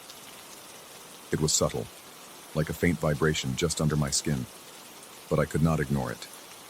The building was old, the hallway dimly lit by flickering bulbs that buzzed with an uncomfortable frequency. Even before stepping inside my new apartment, a heavy dread settled in my stomach, making every step feel clumsy and forced. The door creaked open, the stale air brushed my face, and I swore I caught the scent of something metallic, almost like iron shavings left out in the cold. That was my very first impression of my new home, a vague metallic chill that seeped straight into my bones. My name is Daniel. I had moved to this new neighborhood for reasons that now feel trivial. A fresh job opportunity, the promise of cheaper rent, the allure of an exciting phase in my life. But from day one, a sense of unease trailed me through the corridors. The elevator always seemed to pause on random floors, the lights inside blinking erratically. At times, I thought I heard faint whispers from behind closed doors, syllables that never fully formed into words but scratched at my subconscious. The paint in the foyer was chipped, revealing a labyrinth of cracks in the plaster, and some nights those cracks seemed to shift like they were forming shapes I was not meant to see. I tried to ignore it all, chalking it up to the stress of the move and the mild paranoia that comes when one transitions to unfamiliar surroundings. But the feeling would not fade. It was not constant. Rather, it came in waves. I would be unpacking dishes or setting up my TV, and suddenly I would feel a jolt in my gut, like a nauseating ripple of panic. My heart would pound so fast that it felt like a drum in my chest. The air would turn frigid, as if someone had opened a freezer door behind me. Then, just as quickly, it would be gone, leaving me with sweat beading on my forehead and breath catching in my throat. Still, life seemed to go on. Days passed, and I convinced myself I was merely exhausted. After all, new apartments can feel foreign and intimidating, especially in an older building with its share of quirks. I settled into a routine: wake up, go to work, come home, and attempt to make the space feel lived in. Yet the nights were a different story. Each evening, I noticed the shadows on the walls looked distorted, like they were bending around corners. The pipes groaned and hissed through the night, making it nearly impossible to sleep. My bed was too close to the thin walls, so I sometimes heard the rhythmic pulse of water in the pipes, a hollow clang that echoed in my ears. There were times I jumped awake with no memory of any dream, but with my heart hammering and my sheets soaked in sweat. Then came the dream that changed everything. It started as a normal night. I was exhausted from a busy week, so I fell asleep quickly. The dream began in a hazy blur, but then it sharpened, focusing on an old acquaintance I had not seen in years. There he stood in the middle of my apartment's living room. At least it resembled my living room, but the edges flickered as though they were part of a poorly tuned television. He mouthed my name over and over, but his voice was soft and stretched, like it was reaching me across a vast distance. With every repetition of my name, the walls rippled. It felt as if I was trapped in a bubble of air under dark water, the surface trembling with unseen currents. In the dream, I tried to call out, but my voice was muffled. I saw his lips continuing to move, but the sounds that came through were garbled, almost mechanical. The floor beneath me cracked, and I realized I was standing on a brittle plane of glass. I could feel my pulse racing, each beat reverberating through my entire body. The air smelled like old coins and something else, something musty, reminiscent of rotting metal. It got colder, and even within the dream, I felt my breath catch in my lungs. My limbs were trembling violently, and a wave of pure terror rushed over me like a paralyzing current. I wanted to scream myself awake, but the dread was so thick, so tangible, that I was unable to move. Then he raised his hand and pressed it against what looked like an invisible barrier between us. His palm glowed with a faint bluish radiance, and the trembling of the world increased until I thought the floor would shatter beneath my feet. He kept mouthing my name, again and again, until my mind felt like it would split from the repetition. Then, abruptly, everything went black. I jolted upright in my bed, gasping for air. My heart slammed against my ribs as if trying to escape my chest. The taste of pennies lingered on my tongue, and a chill had settled over my skin. I pressed my hand to my forehead, sweat coating my brow. The room was dark, except for the dim glow of the street lamp outside. My breathing was loud in my ears and my hands shook. That was when I saw it, a faint, translucent handprint, just above my head on the wooden headboard. It shimmered in the low light like a ghostly outline. My stomach lurched. I wanted to tell myself it was a trick of the shadows, maybe condensation from my sweat. But when I leaned closer, the metallic smell intensified, and the shape of that handprint was unmistakably human. It looked half-formed, as though it was pressed onto the surface with a half-hearted intent to push through. My mouth went dry, and a wave of nausea bubbled up. I reached out, my fingers trembling, and brushed the spot. The wood was ice cold. A sense of dread swelled in my gut, heavy and nauseating. I swallowed hard, noticing the metallic taste again in the back of my throat. My mind raced with all kinds of explanations, sleep paralysis, some bizarre night terror. But I have never been prone to anything like that. A corner of my consciousness insisted that something had followed me from that dream, or else I had slipped halfway into wherever my old acquaintance was, leaving behind tangible proof of that crossing. The next morning, I tried to shake off the lingering horror. I inspected the headboard in daylight, hoping the ghostly handprint would be gone. But there it was, faint, yet undeniable, as though scorched into the wood by an unseen flame. Every time I blinked, I remembered the dream's flickering edges. I recalled how he had mouthed my name, the way the walls seemed to vibrate in response. I went about my day with a knot in my stomach, feeling a set of eyes on my back whenever I dared to close mine.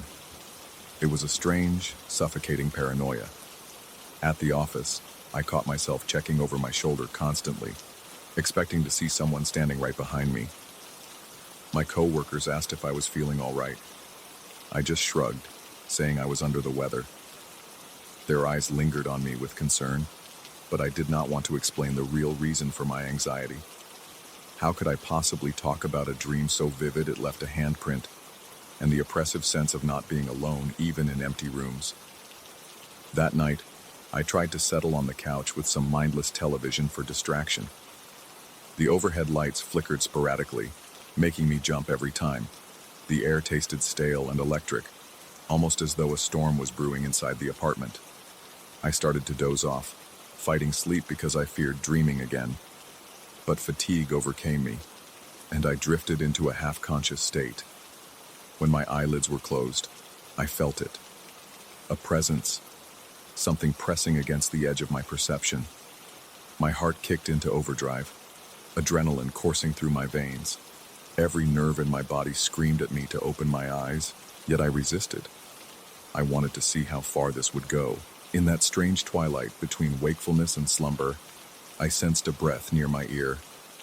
The sound was slow and deliberate, as though something was trying to mimic the rhythm of a person's breathing, but could not quite get it right. My body tensed so hard that my muscles cramped. Suddenly, the front door rattled. A scraping noise followed, then silence. My eyes shot open, and I jumped off the couch, panting. My shirt was damp with sweat, and my forehead felt clammy. I approached the door, hardly daring to breathe. I placed a trembling hand on the doorknob and pulled it open. The hallway was deserted, bathed in the same flickering glow from the overhead bulbs. I felt a cold draft swirl around my ankles, making the hairs on the back of my neck stand on end. Everything was unnervingly quiet, like the building was holding its breath. I locked the door securely and began to pace the living room, my mind a whirlwind of possibilities. Part of me thought I should call someone, perhaps a friend or a neighbor, but I knew how ridiculous it would sound. What exactly would I say? That I dreamed of an old acquaintance who left a spectral handprint and now something was trying to get in? The following nights were even worse. The sense of being watched never left. Sometimes, while brushing my teeth, I would catch a blur of movement in the bathroom mirror. My reflection would look slightly off, as though there was a shadow behind me. When I swiveled around, nothing was there, but my heart would thud so violently that I had to grip the edge of the sink to steady myself. I began hearing tapping noises in the walls, soft but insistent.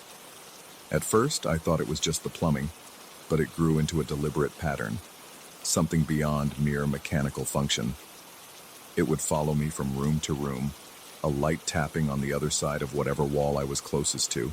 I began losing sleep, either unable to drift off or waking up in the small hours of the morning with my chest pounding and a film of sweat on my skin.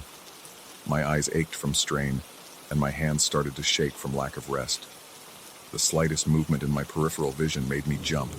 My nerves were unraveling thread by thread. I recall one afternoon I ran into an old friend in a grocery store.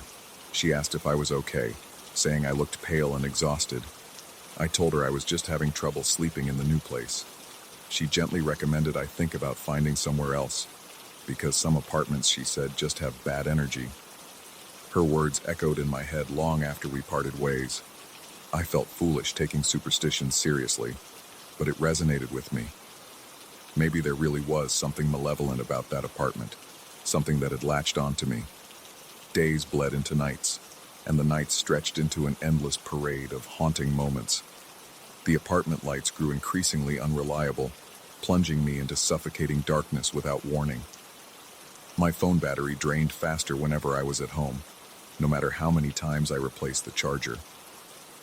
Static invaded my radio, swirling with faint voices that sounded eerily familiar, like variations of my own voice echoing back at me.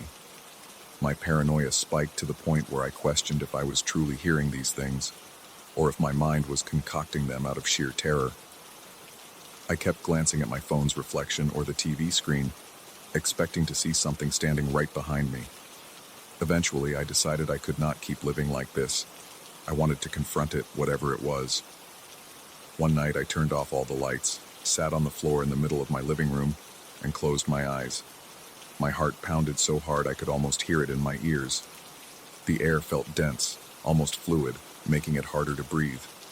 My palms were slick with sweat, and a tingling sensation crawled across my scalp. But I forced myself to sit still. I forced myself to wait. Slowly, a chill swept through the room, and the metallic odor returned, sharp and invasive. My stomach twisted, and my breath came in trembling gasps. I sensed something pacing around me, circling the perimeter of the room like a predator. My name reverberated in my head, as though someone was whispering it in slow motion. I reminded myself that I was in control, that this was my apartment, and I would not be a prisoner in it. I tried to address the presence, though my words came out shaky. I asked it what it wanted, demanded it reveal itself. I did not speak these words aloud so much as form them in my mind with fierce intention, but the air quivered in response. My teeth began to chatter, and it felt like the temperature dropped by several degrees. I found myself shaking uncontrollably, eyes still squeezed shut. The presence pressed closer, and a bizarre vibration filled my skull, like static building in the cavity of my mind. Then, for a split second, I thought I saw, behind my eyelids, the image of my old acquaintance. He appeared as a faint silhouette, eyes dull and far away, his mouth opening and closing as if gasping for air. My name echoed once more in that warped, mechanical whisper. I felt that if I opened my eyes, I would see his face hovering inches from mine. My lungs burned from holding my breath, and tears pricked the corners of my eyes. Just when I thought I could not endure a second more, it stopped.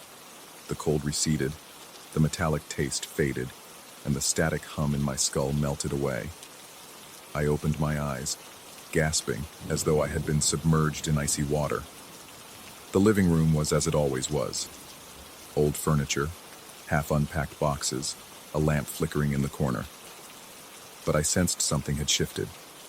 The tension had receded, leaving me feeling hollowed out and disoriented. I dragged myself to my feet, every muscle stiff from sitting in a rigid position for so long. That night, I slept with the lights on, half expecting to wake up to more signs that I was not alone. Yet the apartment stayed still, as though drained of whatever restless force had been tormenting me. I lay awake, heart still pounding, until exhaustion finally pulled me under.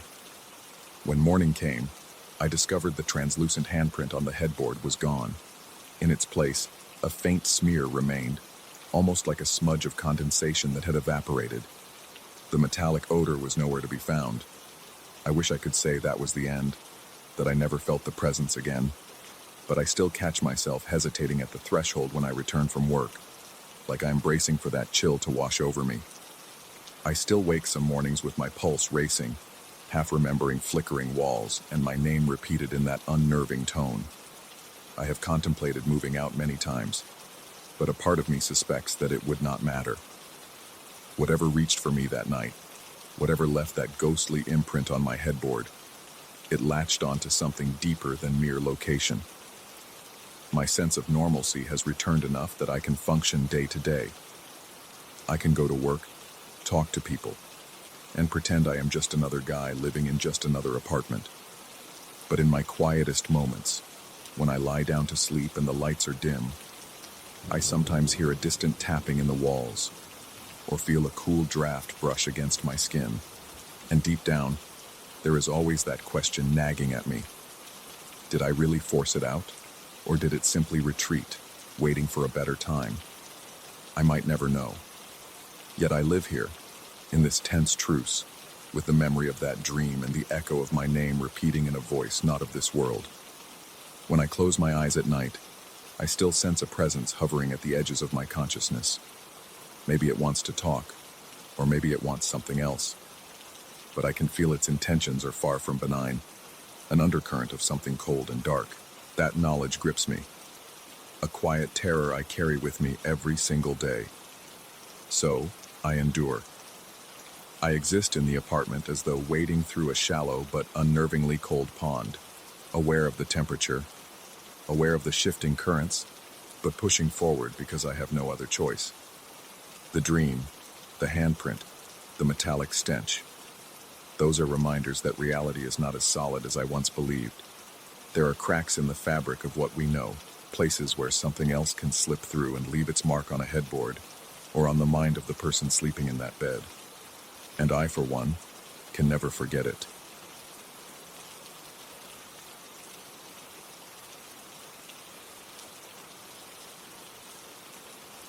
The night pressed in on all sides, a suffocating blanket of stillness that weighed on me like a dark secret. I remember the heaviness in my lungs as I inhaled that stale air, feeling as though something invisible coiled around my throat. Even the hum of the electricity in my apartment seemed off-key, grating on the edges of my nerves. It was in that disquieting silence that I first saw the movement in the mirror, a fleeting, impossible shadow crossing my line of sight. I was alone, yet the reflection insisted otherwise. I live in a modest apartment on the outskirts of the city. My bedroom is cramped, barely large enough for a bed and a wardrobe, so I've kept a tall, antique mirror propped against the wall. It's one of those ornate pieces with elaborate metalwork around the frame, something I bought cheaply from a flea market years ago. At first, it added a certain character to my otherwise drab space. Now, it feels like an intruder. That initial glimpse of the shadow was so fleeting that I nearly dismissed it. I had been lying on my bed, scrolling absent-mindedly on my phone, trying to lull myself to sleep. The only illumination came from a dim bedside lamp, casting elongated shapes against the walls. In my peripheral vision, I noticed a disturbance in the mirror's reflection, like a silhouette gliding swiftly from one side to the other. I sat up, heart thudding. I stared at the mirror, waiting for my eyes to adjust, telling myself it must have been the result of my own movement, or a trick of the dim light. But then, as I remained utterly still, the silhouette darted across the mirror's surface again, so fast I almost doubted it. My pulse roared in my ears. My arms broke out in goosebumps. I felt a chill roll through me. Carefully, I stood and approached the mirror, every step accompanied by an increasingly shallow breath. I tried to rationalize. Perhaps it was a reflection from a car's headlights outside, or a shadow of a tree branch. Anything to explain that creeping sense of doom building inside my chest. I hesitated a few feet away from the mirror. My own reflection peered back at me, half swallowed by the gloom. That's when the shadow appeared behind me, tall, twisted, and featureless, except for some distorted semblance of a face. Its eyes, if I can call them that, looked smeared across the darkness. It stood so close in the mirror's reflection that I felt a wave of cold breath on the back of my neck. Adrenaline surged. My heart felt like it might burst through my rib cage. When I whipped around, the room was empty. That night, I convinced myself I was just exhausted. I forced my mind to accept some rational excuse. Maybe I was too tired, or maybe the flickering lamp had caused an optical illusion. However, I could not deny the lingering dread in the pit of my stomach, the feeling of being observed in my most private space. I tugged my blanket over the mirror after deciding it would ease my nerves. Better not to see anything that would keep me from sleeping. The next morning, I woke to find the blanket on the floor, crumpled at the foot of the mirror. I felt a chill, remembering with absolute certainty that I had draped it securely over the top the night before. Trying to brush off the incident, I told myself it probably slipped down while I was asleep. I avoided examining my reflection too closely as I hurried to work. Days passed, and I tried to return to a normal routine. I told a coworker, though only in a vague, half-joking way, about having strange dreams and feeling uneasy at home. She suggested I might be dealing with stress or insomnia. I nodded, even though her words offered me little reassurance. The memory of that shadowy figure remained seared into my mind, and each night, I found myself growing more anxious as bedtime approached. The mirror felt like an open portal, something that might drag me inside if I stared too long. One evening, I was reading an old hardcover novel in bed, the overhead light casting a harsh glare on the mirror's surface. My bedroom door was closed, the window curtains drawn. Despite the cramped space, it felt as though pockets of icy wind swirled around me, making the hair on my arms stand up. I kept glancing toward the mirror, unable to shake the sense that something was on the other side, waiting. When my gaze caught the reflection once again, I noticed a faint swirling mist within the mirror, almost as if there was a thin fog on the other side of the glass. My heart dropped. I blinked several times, trying to confirm what I was seeing. The haze morphed and spread until it partially obscured my own reflection. Then, drifting within that vapor, I caught a glimpse of the same featureless shadow, its form pulsating slightly, as though it were breathing. My pulse hammered, and my mouth went dry. I felt so dizzy that I nearly dropped the book. Swallowing hard, I approached the mirror carefully, fighting an urge to run out of the room. Despite every instinct screaming at me to get rid of the mirror altogether, I had a perverse need to prove to myself that this was some trick of the light, some fault in the antique glass. I inched closer. Up close, the mist inside the mirror's reflection seemed denser, swirling with a life of its own. The shadow was gone, or at least hiding in the haze. I could barely see my own face. It felt like the glass had turned into an old, murky window looking into another room. My breath came in ragged gasps. The closer I got, the more my vision narrowed as though I were about to faint. I could taste the acrid tang of fear on my tongue, and a fine sheen of sweat broke out across my forehead. My hands trembled so violently I had to clench them into fists at my sides. I convinced myself to reach out, half hoping my fingertips would meet only cold glass. But the very moment my skin touched the surface, a sharp jolt of static-like electricity stung me. I pulled back instantly, tripping over my own feet and slamming my spine against the edge of the bed frame. Pain flared along my back, but terror overshadowed everything else. My reflection re-emerged in the mirror, faintly distorted as if seen through rippling water. That night, I covered the mirror again. I dragged my desk chair over and used it to pin the blanket in place so there would be no chance of it sliding down. My heart continued to pound relentlessly, and I slept with the lights on.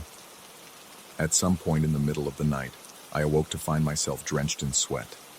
My chest felt tight, and an irrational certainty overtook me that something was standing just on the other side of the blanket. I did not dare check. Instead, I lay there, muscles cramped with tension, listening to the quiet that seemed all too eager to be broken. I started developing a routine of covering the mirror every single night. Still, the paranoia refused to fade. Strange sensations began infiltrating my daily life. When showering, I thought I could see a dark shape behind the frosted glass door, only for it to vanish when I slid it open. In the kitchen, I sometimes sensed movement at the edge of my vision, always fleeting and indistinct. I had nightmares about reflections that weren't my own, about stepping in front of a mirror and seeing an entirely different person, someone with hollow eyes and elongated limbs beckoning me forward. The stress took its toll on my body. I was constantly fatigued, my hands unsteady, my appetite gone. My eyes were bloodshot and sunken. At work, people asked if I was sick or not sleeping well. I offered a half-hearted smile and admitted I wasn't getting much rest. When a coworker asked about the mirror after hearing my anxious jokes, I just shrugged and said I might move it or toss it soon. Deep down, I wasn't sure I even had the courage to touch it again, much less move it out of my bedroom. As the nights wore on, the phenomena escalated. I would wake up in the dead of night to scraping sounds near the mirror, like fingernails dragging across the floor. Each time, I'd freeze in my bed, paralyzed by fear. An overwhelming sense of being watched permeated every waking moment. My reflection became a thing of dread. Even brushing my teeth in the bathroom, I felt that if I lifted my eyes to the mirror too quickly, I would catch that shape looming behind me. One particularly harrowing night, I decided to investigate the mirror more thoroughly. I don't know what compelled me to do it. Maybe a mix of desperation and anger. I remember forcibly steadying my breath, lighting every lamp in the room, and positioning a flashlight so that it pointed directly at the mirror. The blanket was still covering it, pinned by the chair. With my heart threatening to leap out of my chest, I carefully removed the chair and let the blanket slide to the floor. My reflection came into view. A haggard, hollow-eyed man who barely resembled me. The harsh lighting revealed every line of exhaustion in my face. For several seconds, I saw nothing but my own reflection. The surface remained clear. No shadows, no mist.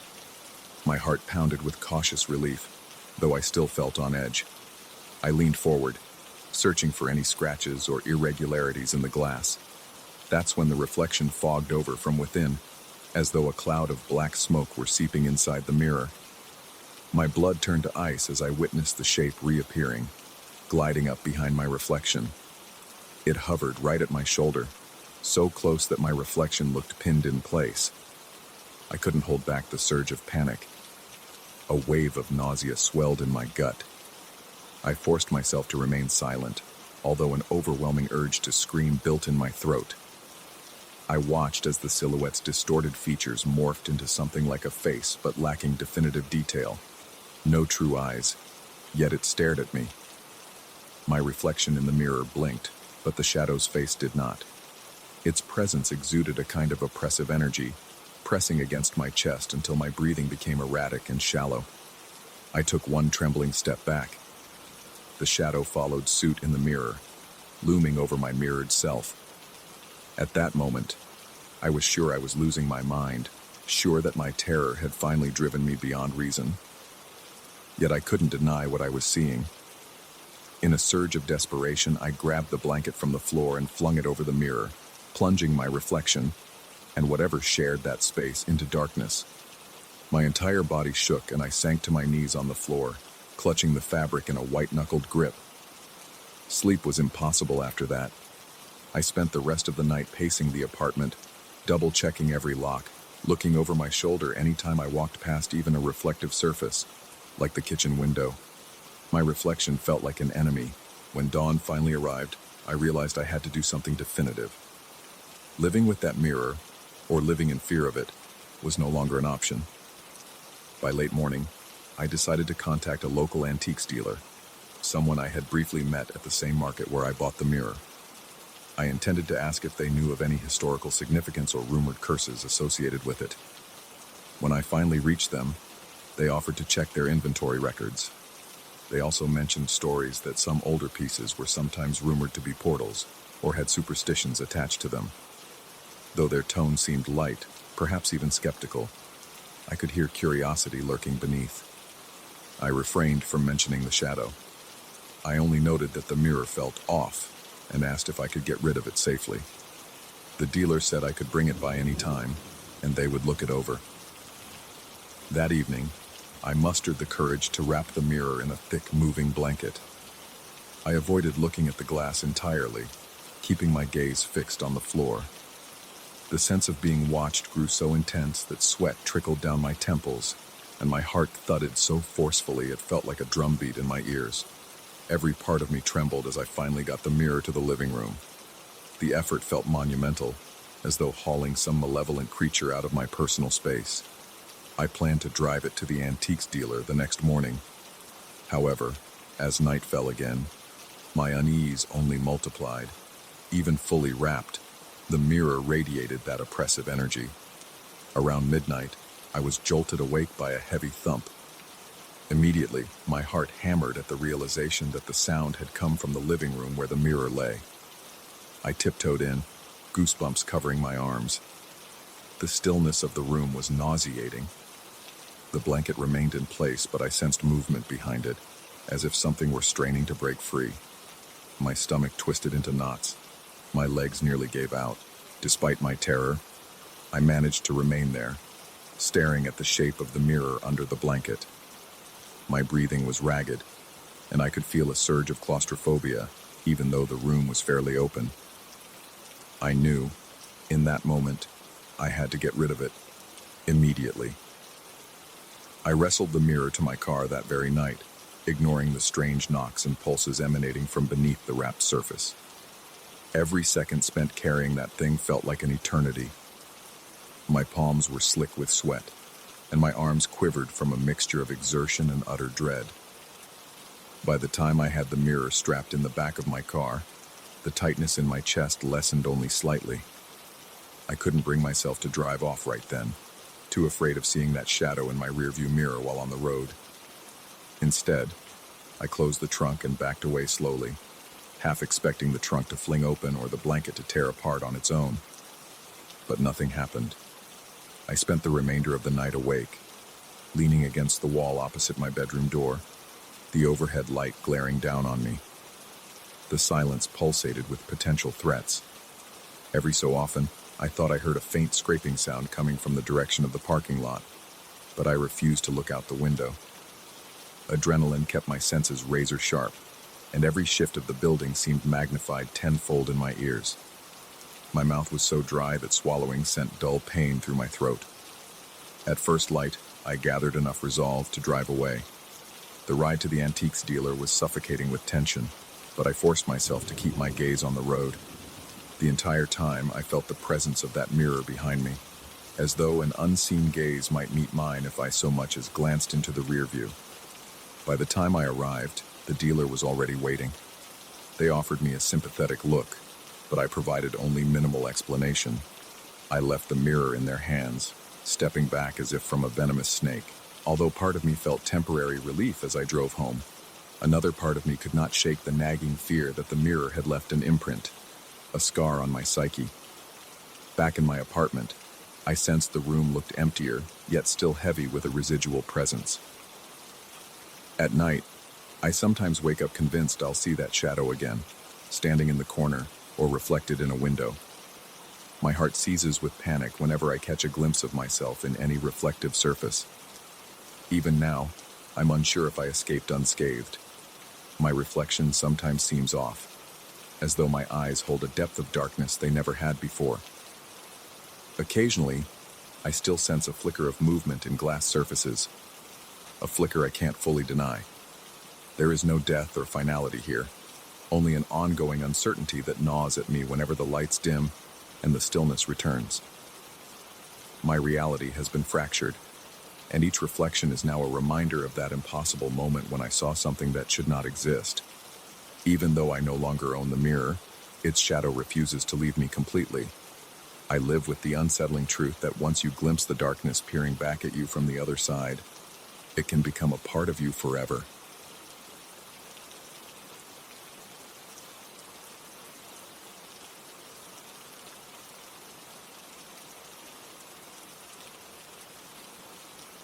That night, I felt as though the city itself was holding its breath. The street was empty, the sky was moonless, and an unnatural stillness pressed against my ears. I remember stepping off the curb and sensing a presence beyond my line of vision, something so off that my stomach churned. It was as if every single window and every dark corner was staring at me, waiting. This atmosphere clung to me like a damp shroud, and I felt my heart pounding in protest, as if it wanted me to turn around and head back home. Yet, I needed to reach that bus stop because there was nowhere else to go and no better choice to make. I had worked late that day. The office lights had flickered ominously as I left, but I dismissed it as faulty wiring in an old building. My nerves were already on edge from the stress of the day, and by the time I reached the bus stop, I was exhausted and ready to collapse. But fatigue was replaced by a creeping unease when I noticed another figure standing there. From a distance, he looked tall, with a lanky frame that made his limbs appear slightly too long for his body. His face was thin, practically gaunt, and a weak glow from the overhead street lamp cast shadows across his cheeks that made his eyes sink into dark hollows. There was no one else in sight, just me and him, under a flickering streetlight that buzzed like an electric wasp. I became intensely aware of my own breathing. My lungs felt constricted, and I inhaled in short, ragged intervals. There was an almost palpable weight in the air, pressing down on my shoulders and making the hairs on my neck stand on end. I told myself I was just tired, that my nerves were fried. People wait for buses late at night all the time. But something about this particular man made my pulse race. He was too still, as though motion would shatter him. At one point, I cleared my throat just to prove that I could still make a sound. Yet he offered no reaction. He remained rigid, one hand tucked in his coat pocket, the other dangling by his side. The night enveloped us like a suffocating blanket of silence. Now and then, I heard a distant car engine humming, but it never turned onto our street. I tried not to stare, yet I couldn't help sneaking glances at him. Each time I did, he was looking directly at me, unblinking. It was a stare devoid of warmth or curiosity. Instead, it felt more like a warning. He was fixed on me with an intensity that made my scalp prickle. I tried to pretend I was checking something on my phone, but I could barely focus on the screen. My hand trembled so badly that I almost dropped the device. I began to notice small, disconcerting details. His coat, for instance, looked oddly aged, not in a fashionable vintage way, but more like it was from another era entirely. The fabric had a texture and cut that reminded me of black and white photographs of city streets from decades past. There was also a faint odor, something stale and musty, like the inside of an old trunk that had been locked away for years. I glanced at his shoes, polished leather, scuffed around the edges, the kind of formal footwear that had fallen out of style ages ago. My mouth went dry as my imagination soared, conjuring reasons why a man would stand in the dead of night wearing clothes that seemed borrowed from history. As I studied him out of the corner of my eye, he lifted his chin. My heart jolted. The fluorescent bulb above us flickered again, and for a split second, I saw something that didn't quite line up. His face looked as though it might have been superimposed onto a different frame, like the skin was a layer that could peel away and reveal someone, or something, else. I thought I was simply exhausted, but that momentary distortion made me shiver. The bus was late, and each passing minute felt like an eternity. Suddenly, he began murmuring. I barely caught the low hum of his voice at first, but it grew in volume, though never loud enough to be intelligible. My stomach twisted when I realized he was rattling off what sounded like dates. I couldn't make them all out, but I caught references to long-gone years, though I dared not turn to face him directly. He might have been speaking to me, or to himself, or to someone I could not see. I heard mention of names that I didn't recognize, old-fashioned, strangely formal. He repeated some phrases with a hypnotic cadence, and each repetition made my skin crawl. I noticed my palms were damp, and I had to wipe them on my trousers to get rid of the clammy sheen of sweat. Part of me screamed to walk away, but the other part was rooted in place, convinced that any sudden movement would provoke him. I kept telling myself that the bus would arrive any moment. The overhead lamp buzzed again, and through the uneven light, I saw his gaze flick toward me. He was studying me as though he knew more about me than I did. My heart hammered against my ribs, and I felt beads of sweat rolling down the back of my neck. A tightness gathered in my chest, the onset of panic so strong that I could hardly form coherent thoughts.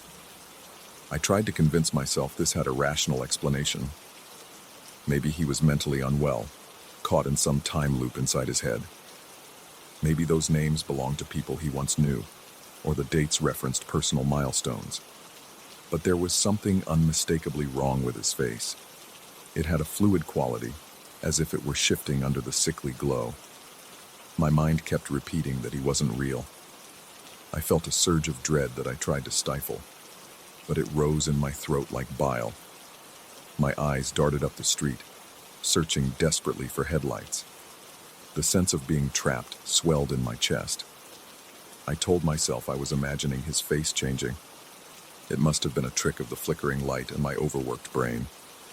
Yet, in my peripheral vision, I could swear I saw the flesh around his cheekbones tighten, then release, like some ghastly spasm. He mumbled another batch of dates. It was the repetition of a certain year that really got to me. 1919, 1919, 1919. He also muttered phrases about a place I had never heard of, somewhere he referred to as the front steps, though he didn't clarify what that meant. When I mustered the courage to look at him directly again, I almost jolted backward. I could have sworn his eyes weren't human anymore, but perhaps that was just the paranoia gripping me in a vice. My breath became shallow, and I found myself unconsciously holding it until I absolutely needed air. It felt as though the oxygen itself had thinned, leaving me gasping. The man's shoulders moved up and down in a rigid pattern that didn't resemble normal breathing. Instead, it seemed like a mechanical function, an imitation of a living person's rise and fall of the chest.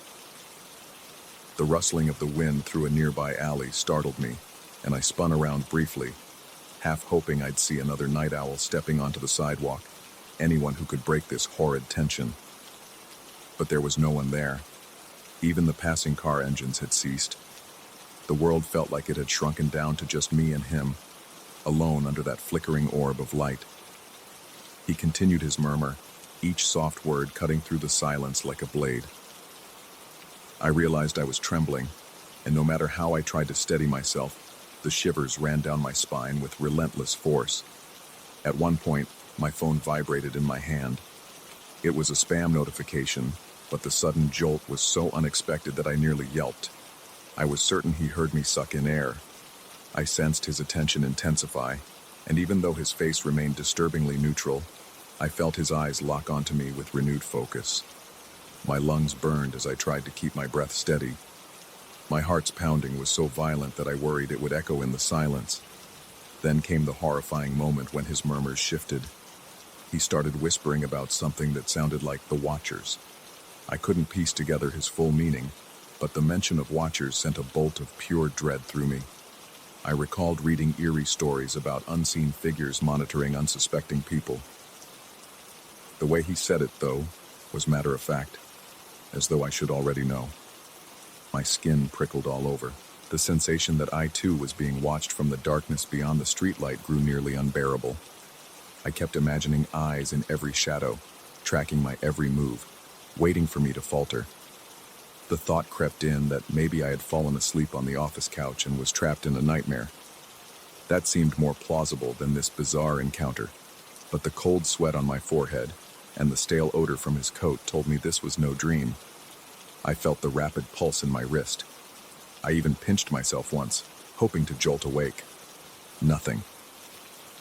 The scene remained. The deserted street, the electric buzz, the tall man with a face that rippled like a curtain in a breeze. I thought of calling someone for help, but I couldn't bring myself to break the silence fully.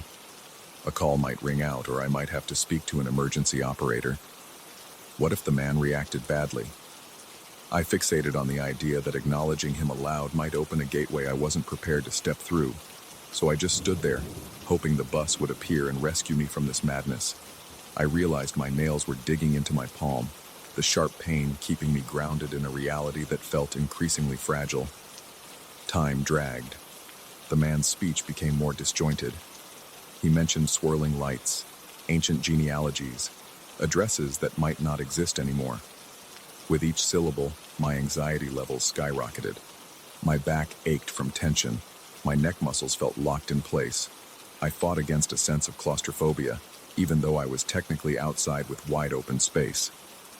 Something about that spot felt sealed off, as if we were in a vacuum removed from the rest of civilization.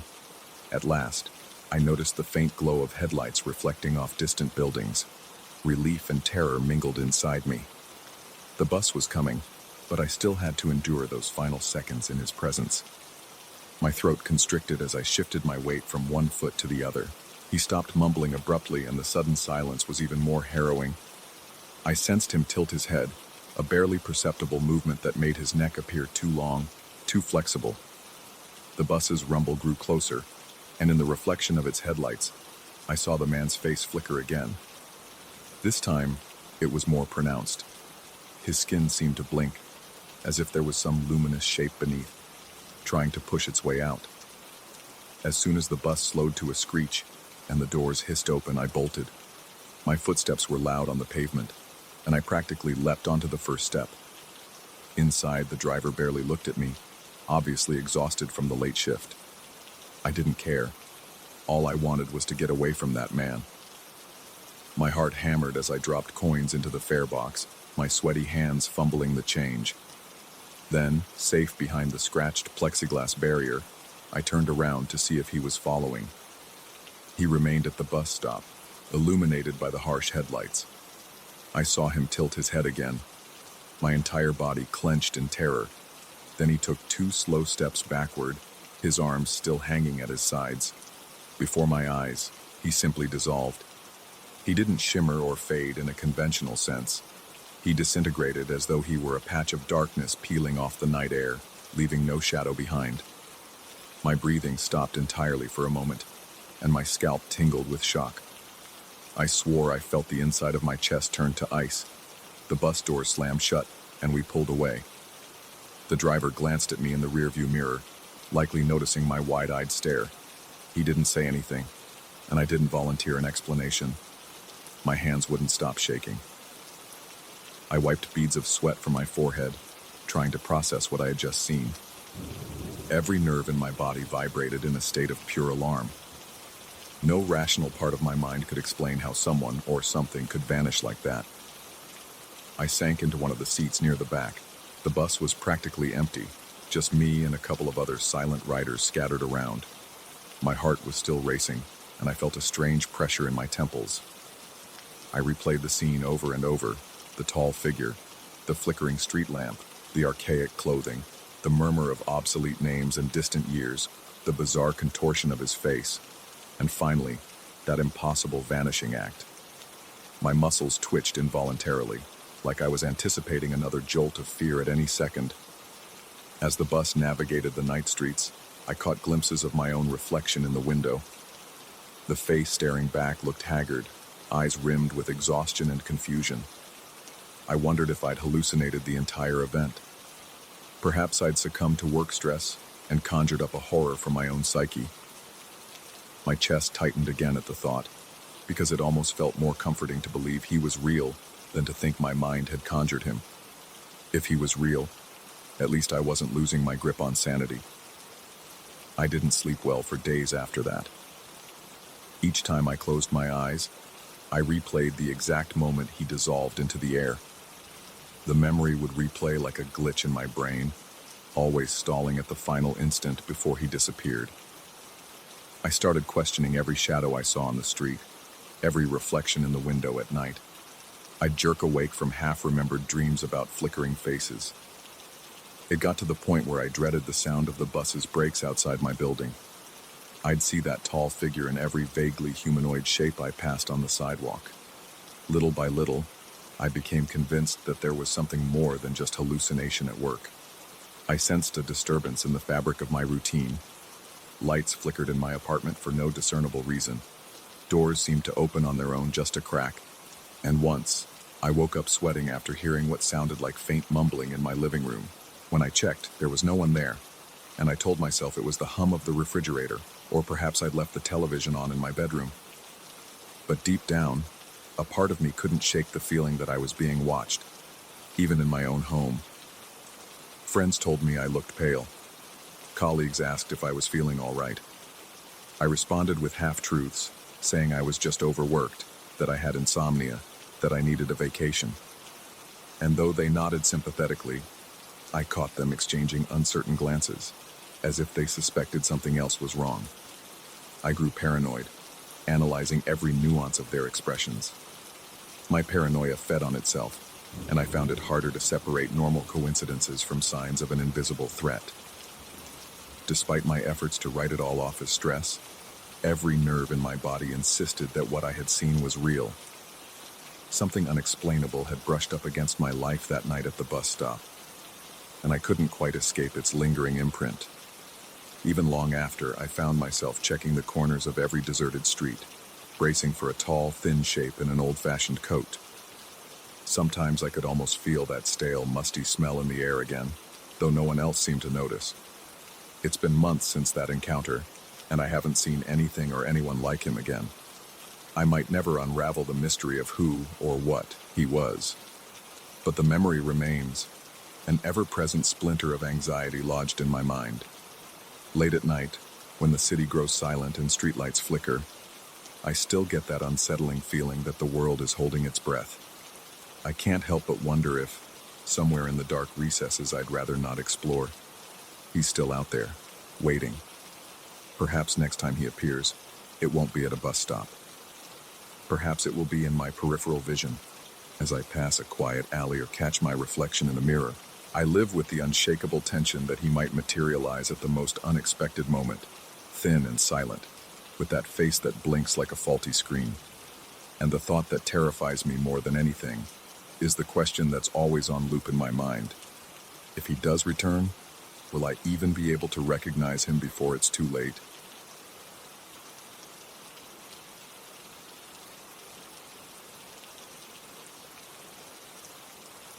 Felt it the moment I crossed through the old rusted gate leading into the park. The air carried a stagnant hush that clung to my skin like damp sheets in a sweltering summer. Although the sun had not yet disappeared behind the line of pines, its feeble light seemed to throw shadows in the wrong directions. Leaves that should have stirred in the dying breeze hung motionless, and even the insects, normally buzzing with frantic energy at this time, fell silent as though an unseen predator had just stalked onto the scene. There was an immediate sense of intrusion, as if I had stepped onto a forbidden stage and every rock, branch, and blade of grass was judging me for daring to be there at dusk.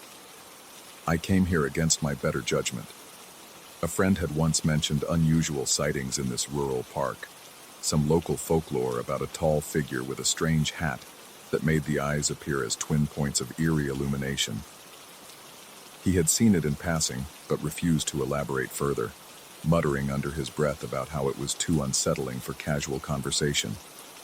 He never openly warned me away, but the tension in his voice was enough. Naturally, curiosity got the best of me. I wanted to experience the place myself, or at least confirm that the rumors were nothing but small-town superstition. From the moment I arrived, every instinct in my body told me to leave. The late afternoon sun was stretching its final rays across the dirt path, and the entire area felt wrong in ways I still can't fully articulate. My heart hammered a little too fast, though I tried to dismiss it as adrenaline from the long drive. The park was enormous, with winding trails, thick clusters of trees, and a few overgrown clearings. Everything looked normal enough at a glance. There were the usual oak and pine trees, the usual chirping sparrows, and the usual scurry of squirrels. Yet some fundamental piece of my perception screamed that these things were just slightly off. Too still, too silent, too watchful. I convinced myself to walk, keeping my shoulders squared as if that alone would ward off any creeping dread. Each step kicked up a faint cloud of dust, and I could hear gravel crunch under my shoes. After a few minutes, my breathing settled into a steady rhythm, and I thought perhaps I had overreacted. The sky was only partially tinted with orange, the heavier blanket of nightfall still a while away. I told myself that I was simply letting the local legends feed my imagination. I tried to enjoy the scenery, the tall grass, the gnarled trunks, the flickering sunset weaving through gaps in the leaves. For a time, it almost worked. Then I saw it. At first, it was just a shape beyond the tree line. I caught it in my peripheral vision. A lean, elongated silhouette standing stark still among the shadows. Startled, I turned my head, my pulse quickening again. The figure was tall, unnaturally so, with arms hanging at a slightly odd angle. It wore a dark hat, broad-brimmed, that somehow captured the dusk light in a peculiar way. The entire outline looked distorted, as though the air around it was heavier or bent.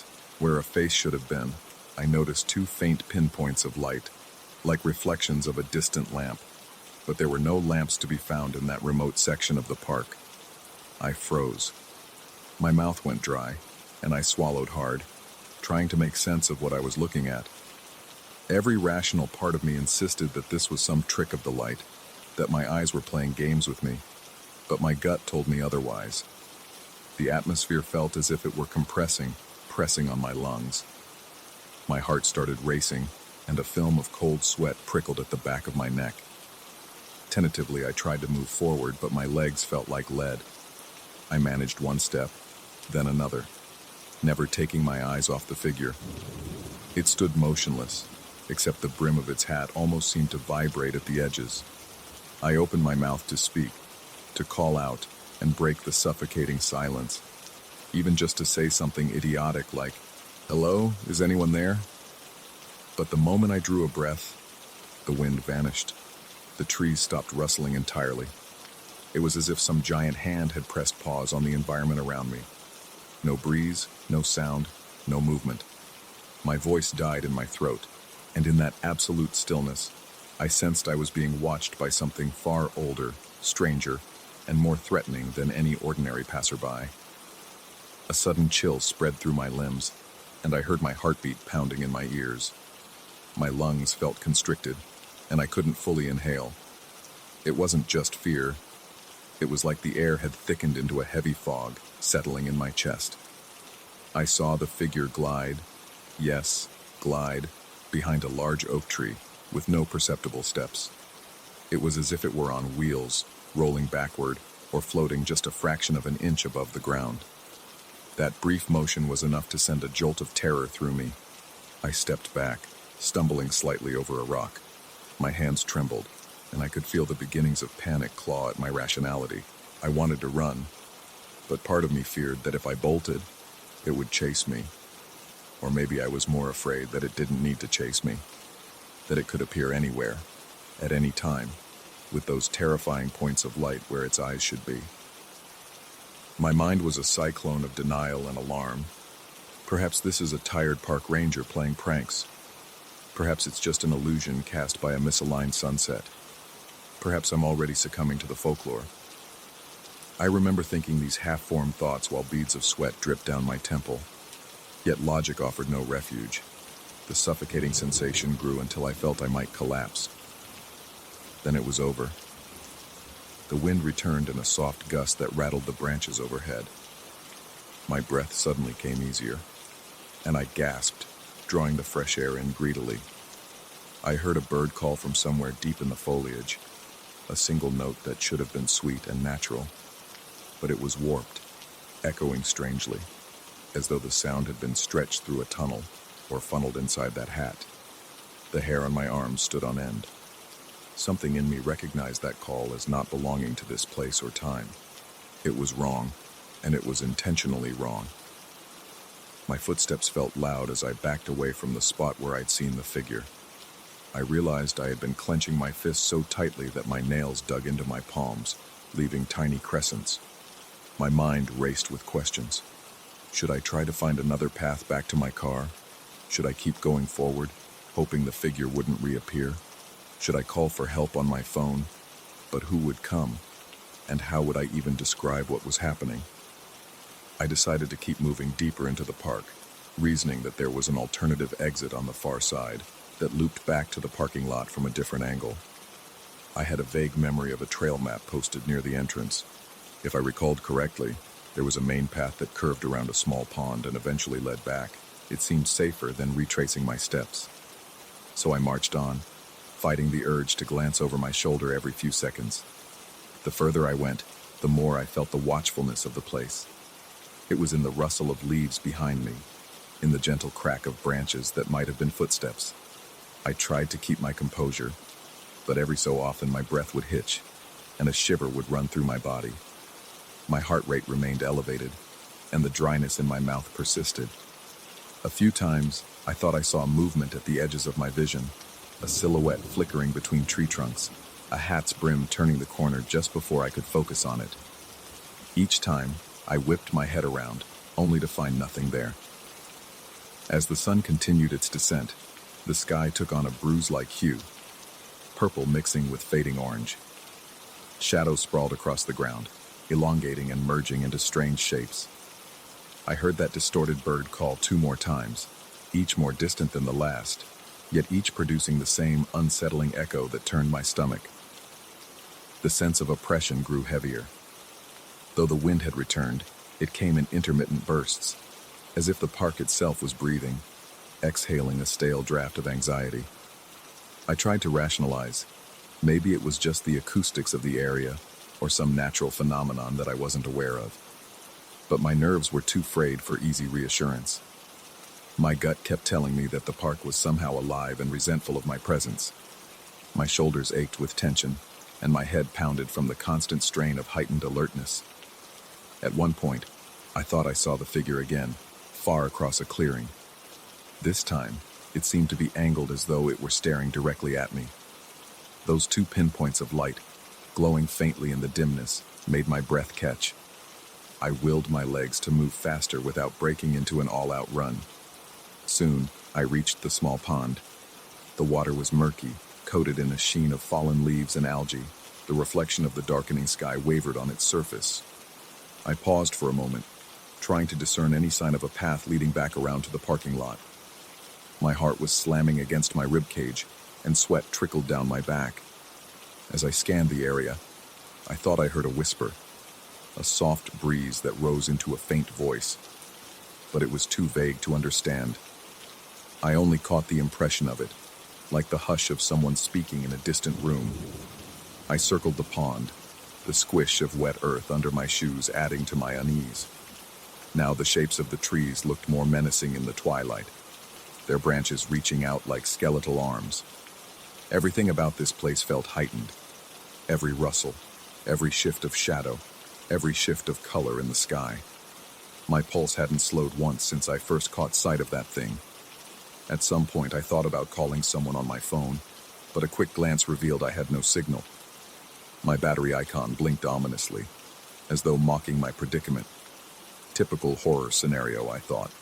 A desperate attempt at humor that only deepened my panic when I realized how real this was. I forced myself to keep moving. The trail seemed to wind on endlessly through pockets of thick brush and narrow clearings. My footsteps echoed strangely, like I was stepping on hollow ground. When the wind picked up again, it made the branches groan in protest, creating an orchestra of eerie creaks. My eyes darted around, searching for any sign of that tall figure, but the gloom had swallowed most of the details. Only the occasional silhouette of a tree trunk or a stone bench emerged briefly before sinking back into darkness. I remember feeling dizzy, my breath shallow as though the oxygen was thinning out. My mind started racing, conjuring all sorts of grim possibilities. Yet I clung to the idea of reaching the exit. I needed to believe there was a simple way out. Just follow the path, keep my wits, and soon I'd be back in my car, engine revving, driving away from this cursed place. Near a bend in the path, I heard a sudden rustling. My skin erupted in goosebumps, and I tensed, expecting to see that horrific silhouette materialize again.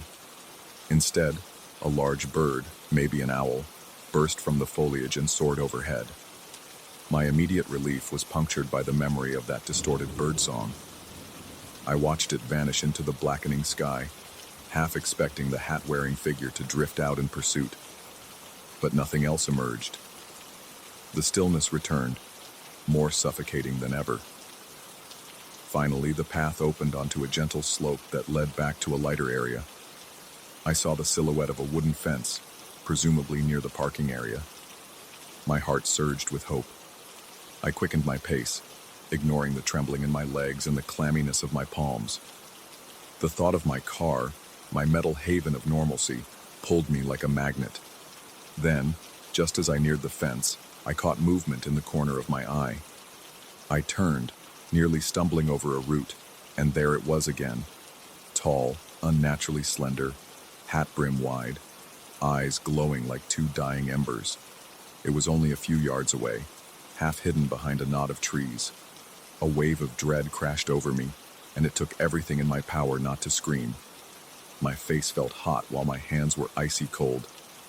My lungs refused to fill properly. In a disorienting haze, I forced my stiff legs to move. Somehow I found myself passing the fence line, bursting into the open parking area. The figure didn't follow, or at least I couldn't see it in that moment. The tension that had constricted my chest loosened just slightly, enough for me to gasp for breath.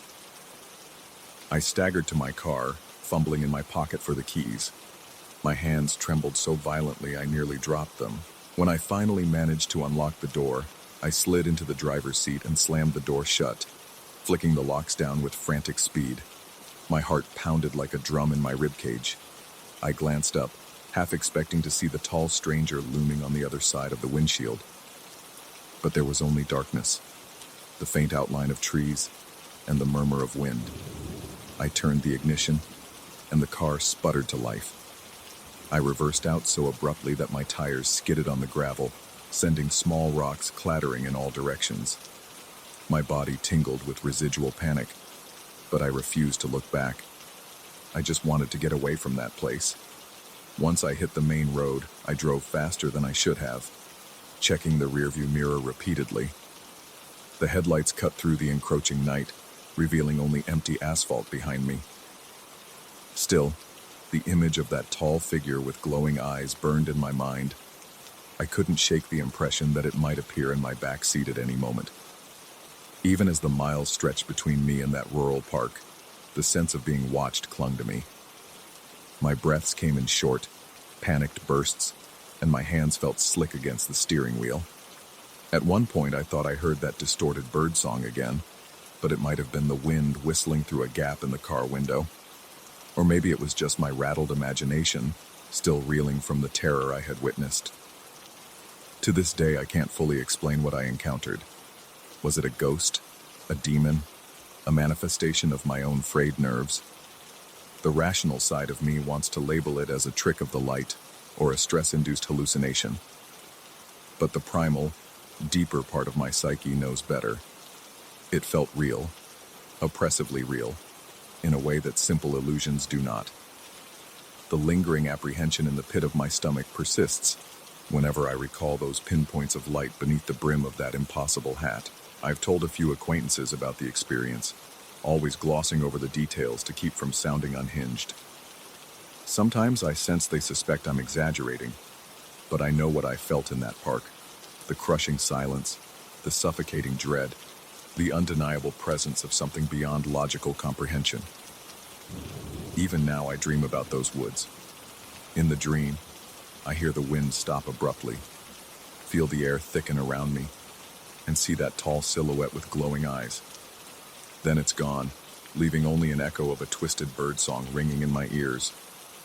I haven't set foot in that place again, and I have no plans to. Yet I can't shake the feeling that whatever I saw that evening isn't confined to the park. Sometimes while walking in a quiet neighborhood or hiking in another forest, I catch a fleeting shape at the edge of my vision. A figure standing too tall, too still, with a brim that seems to swallow light. Each time, my breath hitches, and my heart threatens to burst from my chest. When I look again, there's nothing there. But the memory lingers, a subtle reminder that some things defy explanation. And perhaps that's the most terrifying part. The idea that this presence, whatever it is, might not be bound by fences or trails. It might slip through the spaces between thoughts, between seconds, waiting for the right dusk to fold over the land. Then, in that twilight silence, it can appear again, its hat revealing not darkness, but two unearthly points of light. And I, or someone else foolhardy enough to wander into its domain, will be there to witness it. Because once you've seen it, part of you will always be searching for it, whether you want to or not.